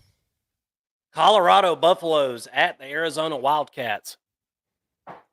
Don't look now, but Colorado has got a fighting chance in the Big 12 at this point. I know they just lost to Kansas State, but guys, I'm telling you right now, the Big 12 is as flimsy as a lawn chair. And I mean, Utah, for example, and the situation, they've already lost a couple of games. Arizona's already lost a couple of games. Kansas State they've only lost one game so far to BYU, who's undefeated. And Iowa State obviously is undefeated in that conference as well. And BYU and Iowa State right now are in the driver's seat. But Colorado has got a fighting chance. And listen, I'm not a Colorado believer. Okay, I'm not really a Dion believer. I'm indifferent on Dion really at this point. I didn't love the way that he came into Colorado and did things initially, but it was really just a sign of things to come in college football. And really, more people have kind of followed suit and treated their football team in that manner. The problem is Colorado can't run the football, man. I mean, they can't run the football worth a flip. And I don't think Arizona's got a great defensive line, but I don't think you need a great defensive line to stop the run game of Colorado. And we're at the kind of the point in the season where we were last year when Colorado just completely abandoned the run. And I wouldn't be surprised to see that in this football game. Arizona, Tataroa McMillan is a guy that, is a freak of leak. He's just an absolute witch there at wide receiver. What do you get out of him? Is he healthy? Is he hurt? Pretty much it's week to week with him. It seems like every week he is your prototypical diva wide receiver, in my opinion. Is he amazing? Hell yeah, he's amazing. When he's on, he's damn near unstoppable. But Noah Fafita stares him down constantly, Mason. That's Noah Fafita. It's either throw it to Tetaroa or he just doesn't get through his progressions. And I think part of it is the fact that Arizona's offensive line is really shoddy. They've played a good game or two this season, but they're terribly inconsistent. What is the line on that football game? Because I can't even think of it in my head. I feel like this is like a pick 'em. That's what, yeah. It's 3.5 points. Over under set at 56.5.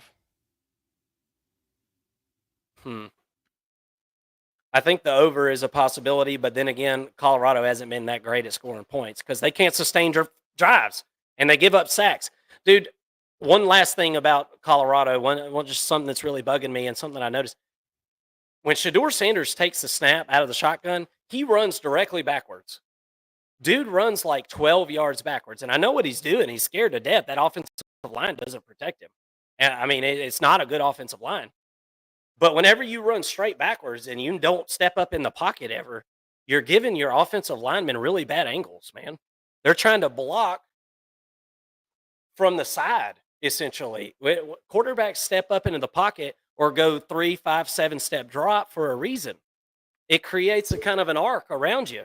And Shedeur, I feel like, accentuates a really bad offensive line. I guess I like Colorado in this, or excuse me, I guess I like Arizona in this one, but I just wouldn't really be surprised either way. What are your thoughts?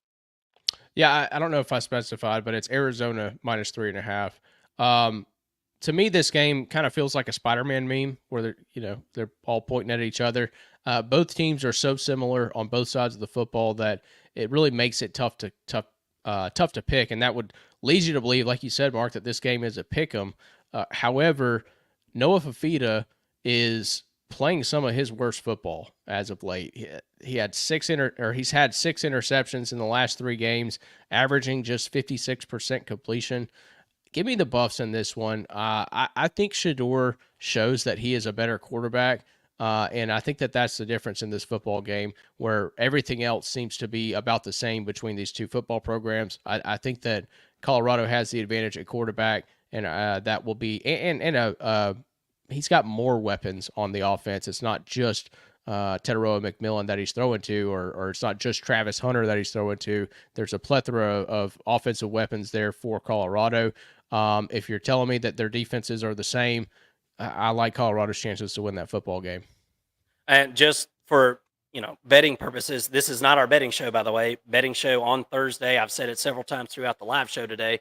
But betting show on Thursday, 7:30 Eastern. It's called Between the Lines. Love to see you there. We'll give all our best bets of the week there. But yeah, Arizona. I don't know what exactly to think about that football team. Colorado, on the other hand of that, Travis Hunter's hurt, by the way, and we don't know what his status is. It didn't look great as far as the shoulder goes on the sideline, but guess what? That's what you get. I mean, and I'm not saying that's what you get. That was the wrong. It sounded like I was like, that's what you get, but that's not what I meant. That's what happens whenever you're playing 2 seasons in one, and that's what Travis Hunter is doing. He's playing 2 seasons at once, guys. Something that I don't think that we'll probably ever see again. Kentucky Wildcats at the Florida Gators. In recent memory, this game has been really, really good every season. Now, this game used to be played earlier in the season before the whole SEC schedule got moved around with Texas and Oklahoma coming in and the going away with the divisions.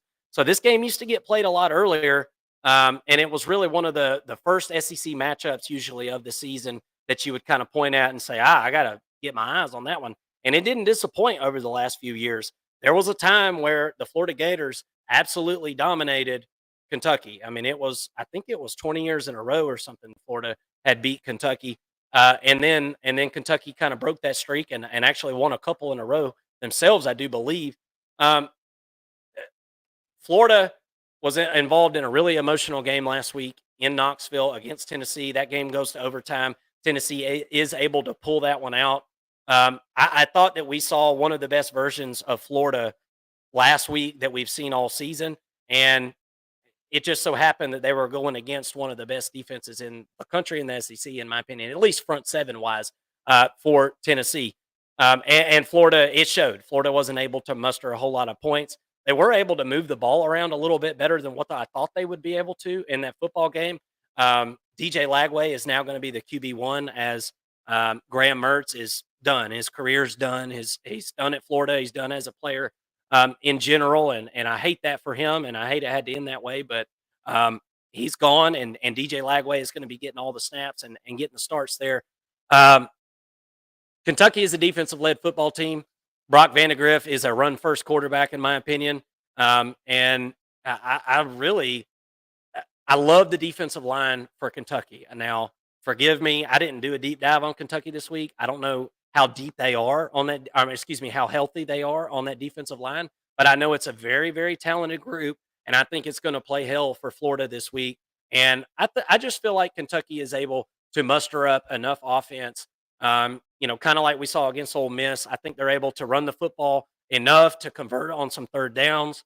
Kentucky seems to have gotten a little bit better as the seasons went on, as far as like on first and second down, getting some yardage and keeping the sticks really short, because Kentucky can't play from behind. If Florida can figure out a way to disrupt Kentucky on first and second down and get them in third and long, Florida will probably win this football game. I feel like Kentucky is probably favored by, and this one is at Florida. I feel like Kentucky's probably favored by 3.5 in this one. What's the spread?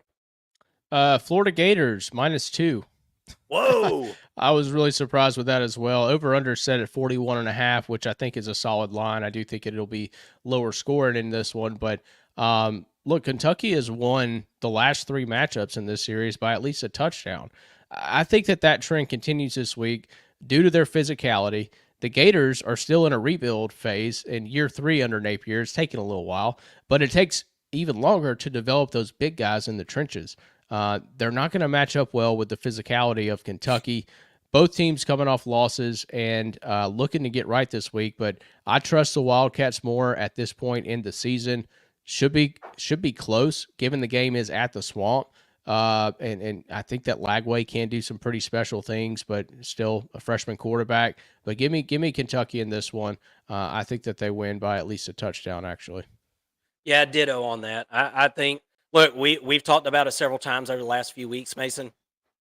defensive lines rule the roost right now in college football. Kentucky's got a damn good one, and I think that's enough to absolutely wreck the game plan for Florida here, especially with first-year starter DJ Lagway.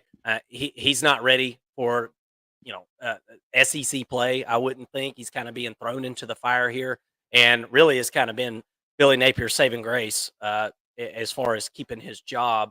The prospect of DJ Lagway playing well. I think this is going to be a tough one for him here, as Kentucky's got a really good secondary and a really good defensive line. All right, guys, that's scramble drill, and I think it went pretty well. But I have to say, I'm about to pee my pants. So, Mason, you want to answer some comments? Yeah, man. Oh, where did we leave off? I did see one comment from Jeremiah. Let's see. What are y'all's favorite picks this week? I haven't even really looked at my picks this week. We spend so much time learning about these teams, doing the breakdowns, looking at matchups. We don't even have time to look at the picks until after this Tuesday show is done.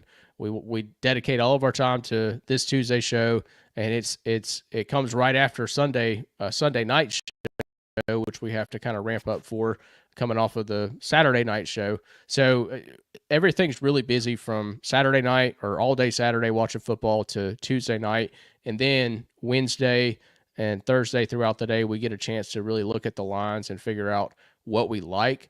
So I honestly, man, I could not tell you. I mean, I didn't even remember the spreads that I had written down in these games we just talked about. I've got some leans, but I don't know. I wish I had a better answer for you at this point. Well, all right. I've got a couple answers for you, Jeremiah. And Jeremiah, let me know in the comment section. Are you like a for real college football bettor? I bet on multiple games every single week. We do it here on the show, but I actually do bet on those games in real life. I'm 33 and 25 and 1 so far this season, and really have kind of hit a nice little stride here the past couple of weeks to claw my way up a good bit over 500. But listen, if you're looking for value, I saw today, and this was on betnow.eu. I don't know who you bet with, or it a lot of times depends on where you live and things like that. The Georgia plus the points was even money. And if you're really like an avid bettor, the difference between a minus 120 and even is a big difference, guys. I mean, if you're making bets every single week and you're making even money bets rather than minus 120, you're clearing a much larger percentage off your winnings. So as far as value goes, and I talked about this in the Georgia breakdown, I think Vegas is pulling a fast one, guys. I swear to God, I do. I think Vegas is allowing even money on Georgia plus 3.5, and they're trying to do that in lieu of actually moving the number because the money's flying in on Texas, and I feel like Vegas is the objective for them is to get even money bets on each side, and they have a certain amount of money or a certain amount of time to get bets as even on each side as they can with the gaming commission and everything that goes on with that. So I feel like Vegas is trying to even up the money for somebody that'll bet on Georgia, right? Rather than trying to move that line and ruin a good thing that they've got going because they're about to clean up. If Georgia loses by 3, Vegas is going to clean the hell up. Mm-hmm. So I think that's the best value. And one of the best bets, I think, is, and Mason, you kind of disagree with this. We kind of talked about it in the Georgia breakdown. You feel like Georgia might come out hot and kind of take the ball to start the game. And I think there's a possibility of that. I think Georgia will be prepared to play this football game this weekend. But looking back at what we've seen so far this season, Georgia has not played well in the first half of football games. They've really been a team like a prize fighter that's just like, all right, I'm just going to kind of dance around. I'm going to feel this out. The first half line, which a lot of those numbers are not out yet, Usually by Thursday, they're out. Um, but the first half line is probably Texas minus 1.5, more than likely, maybe 2, considering that the total for the game's 3.5. It's usually, a little over half of that for the first half. I think that's a really solid bet. I think I wouldn't be surprised if Texas is up by 10. But for Georgia to do what they need to do in this football game, Georgia can't go to halftime being down more than 14, in my opinion. For Georgia to be able to do what they need to do. Anything within 14, 13, 10, 7, as weird as it is to say, I feel pretty comfortable with that as far as Georgia and the way that they came out in the second half. They've got a great coaching staff, and they make outstanding adjustments in the locker room, and that's been the case for a long time. As long if they're going against a team that's not named Alabama. Well, and I will say, last week when I think we saw from the get-go that the game plan was to air the ball out against Mississippi State, and I get it, it was Mississippi State, but they put up 27 in the first half, which was the most that they've had in I believe any game minus Tennessee State or whoever. So I think that they could start off fast, and more so my reasoning behind that is, and the reason I'm staying away from that first half team total or first half under or anything like that is because I think that Texas has not seen an offense like Georgia, and like I said, I think they're going to be shell shocked more so than I think Georgia's just going to come out wanting to go guns blazing and light the world on fire. I feel like Texas is going to have some issues. Yeah, you wanna tell the real fans of the First and Long College Football Show how you're really feeling about that Georgia game? You like them dogs. Give me a break. You like them dogs this weekend. I think my head is telling me not to pick anything on this game. My heart's telling me that Georgia's going to be very prepared, and I think that they're going to win it. Win it outright. And if anything, I think Texas wins by less than 3.5 points. But I feel like Georgia can win this one. Yeah, Jeremiah said, I put $25 on a betting app like 3 weeks ago and been playing on the same money. I got a funny story for you, Jeremiah.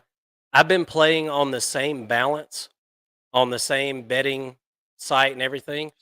This is my 3rd year straight playing on the same balance. I haven't made a deposit. Now, I have withdrawn. That first year, I withdrew like $500 out of there because it was I needed the money for something. I can't even remember what it was at this point, but I wish I would have never done that. I should have just got the money from somewhere else, but didn't want to take away from the family fund or whatever. But yeah, man, I've been playing on the same money for 3 years now, and cashed out once and got me a nice little unit sitting in there. Let's see here. Peanut, Kirby's been playing possum. It's actually spelled opossum, but I know what you mean. The O is silent. Yeah, I know. I figured that out, how to spell that one time. I'm like, wait, there's no way. But yeah, it does have an O. Look, Kirby's got this team right where they want them, guys. I'm just going to be honest with you. I mean, right now, it feels like early in the season, it felt like Kirby didn't have a great grip on some of these guys. There's been a lot of distractions this offseason. Everybody, if you pay attention to college football, there's, whether you think Georgia has culture issues or they don't, it's still been a distraction. And I think that it's taken Georgia a minute and Kirby a minute to really get these guys' attention, right? And I think Kirby's really got Carson's attention right now. I think Kirby has got a lot of faith in Carson, and I think it's for a good reason. I think Carson is really, really good, and I think he's going to show it this weekend. He's just got to cut them turnovers out, man. And we're talking about one of the best offenses in the country if he had not turned the ball over in some of these issues. And I know shoulda, coulda, woulda, but it certainly could be the case. Georgia is one of the most explosive offenses in the country. Look at the metrics. I mean, the numbers don't lie. Honestly, the numbers are better for Georgia's offense than what I thought. just everybody's got to come together and play a game, a full defensive game and a full offensive game together. It'll be the first time this season Georgia has done it if they're able to do it this Saturday. And if they are, Also, I think they can beat anybody in the country right now. I mean, speaking about, Georgia's offense being explosive, um, I was reading our comments on the preview, and I saw where one of the Texas fans, took offense to me saying that Georgia's wide receivers have an advantage. I gave them an advantage in this game, and he took it to mean that I'm taking Georgia's wide receivers over Texas's wide receivers, which Yeah. I'm not. But I was saying that Georgia has an advantage over Texas's DBs, which is, I think, just objectively true. But if you look at statistically the Georgia's wide receivers versus Texas's wide receivers, and granted they've played different styles of games, Georgia's actually, they look a little bit better, like side by side, statistically. Now, Georgia played from behind against Alabama. They aired the ball out against Mississippi State. There have been some performances where they kind of had to do that kind of stuff, but at the same time, you can't really deny the stats. So I thought that was pretty funny. Once I actually saw that, I was like, well, you know what? It's actually not a bad take to say that. Well, and Georgia's how wide dumb is receivers it? are better. I saw that, and I have a propensity to go off on people for being stupid in the comment section. So if y'all ever see that, you'll probably be like, "Oh my gosh," I will go after some people in there. But furthermore, we're talking about matchups, and when you're looking at a football game, wide receivers don't play wide receiver against other wide receivers. So Mhm. what are we even talking about? It's not about who this wide receiver room's better than that one. Well, it has to do with whom they're playing against. I mean, obviously, that's got a direct correlation to your success on the field. Is who you're playing. I don't know. Look, guys, these Texas fans, and it's not all of them. There's some really awesome Texas fans that know football, all this stuff. Don't get me wrong, but they are in desperate need of a reality check right now. And Yes. if you say anything about Texas right now that isn't that they're winning the Super Bowl, the World Series, the Olympics, the Presidential Medal of Honor, and also 3 Heisman's this season, then you're just a hater. And it's just like Texas. I would understand it if Texas was going for their 3rd straight national championship, or something like that. But this team has won one Big 12 championship in the last decade or more. And more. One Big 12 championship since 2009. And we got these fans out here thinking they freaking created the SEC or something. And these Texas fans don't realize that going week in and week out in the SEC is a totally different thing than going week in and week out in the Big 12.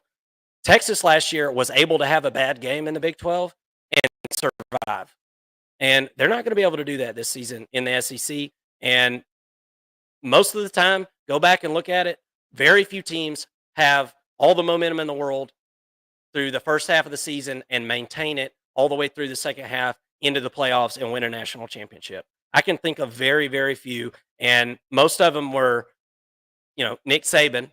And the other one that I can think of is, a Joe Burrow led LSU with multiple NFL wide receivers and, NFL offensive linemen and all that good stuff. So, do you think Texas is offensively 2019 LSU? Because I don't. I don't think they're as good as they were last year. So that's Yeah. just kind of my 2 cents on the matter. Maybe Texas goes and wins the national championship, guys. I don't know, but I got to see them beat somebody with a pulse first. And they will have a bad day. Every team does. Jeremiah, he's an Arkansas fan. I'm trying to figure out who all you guys are fans of, and I'll pretty good at remembering that stuff. So I'm trying to remember. Yeah, I'm a Bobby Petrino fan who lives in Arkansas and calls the Hogs. Heck yeah, that's awesome, dude. Been a pretty fun year as a Hogs fan. Minus that Oklahoma State game slipping away. I bet on Arkansas on that one. Me and Mason were pretty high on Arkansas in the offseason. They may have been I whenever think you that started. was our coming only around. push of the year. Oh yeah, that's my one there at the end of my record. Okay. Arkansas isn't deep on the D line. Our starters are as good as any. I agree, 100%, Jeremiah. But a big drop off with the second string. But because Bobby and Green picks up third downs and needs clock, our starting D line can play. Yeah, the one game that I can think of where I saw the D line and they were just exhausted was the Tennessee game. And I mean, being able to sustain drives against Tennessee is much easier said than done. That is a really good defense. Are they getting better throughout the season? I don't think so. I think Tennessee's defense is slowly, there's attrition. I mean, right? There's attrition throughout the year. There's guys getting hurt. But I think it's a really, really good Tennessee defense. And that's one that I think of where I think of the end of the game against Tennessee, and Landon Jackson was like a noodle out there. I mean, he was so tired. And understandably, I mean, I know my fat ass ain't getting out there and doing something like that. I know that. I'll die out there. Jeremiah said the whole game. I don't know what that means. Their SEC life has consisted of the worst Mississippi State in decades and the worst Oklahoma team in decades. That's exactly right. Texas has not had no dose of the SEC at this point. And maybe it's just their year. Remember when Missouri came into the SEC and they just went to the SEC championship like 2 years in a row? But then Missouri really sucked for a while after that. I don't think the SEC is as down as when Missouri came in. So I don't think that that's going to be the case. But like I said, guys, Texas got good enough offense to win it all. Let's see about that defense this weekend, and let's see if Georgia can put a good game together and give them a run for their money. I just want to see a good football game. And if Georgia's only 2 losses at the end of the season are Texas and Alabama, Georgia will be in the playoff anyway, so I don't care. Jeremiah, turnovers are a fixable problem. You're right. Arkansas fixed them against Tennessee, and they won that sucker, didn't they? Sure did. Guys, I think we're going to close it out for the night. This was supposed to be a much shorter show. I think the breakdowns were shorter, but the overall live show is 2 hours and 51 minutes. But I sure did have a ball chit-chatting with you guys. My wife went to sleep a long time ago. She gave up waiting on me anyway, so no problem at all. Enjoyed drinking a beer with you guys. I may have been just drinking alone. I don't know, but sure did enjoy it and really, really fired up for this weekend. Hope y'all will come join us on Thursday, 7:30 p.m. Eastern. I've said it 19 times in this video, so I'm sure you already know, but Between the Lines, it's our betting show. We want y'all to come join us there. Had a great week over there last week. Between Mason and I, we just absolutely tore it up and anticipate that same thing happening again this week. I feel really good about the picks this week. Again, thank y'all so much for watching. Hit that like, hit the subscribe if you hadn't done it. And we'll see you guys on Thursday. And if we don't, then best of luck this weekend, and we'll see you next week. Thank you.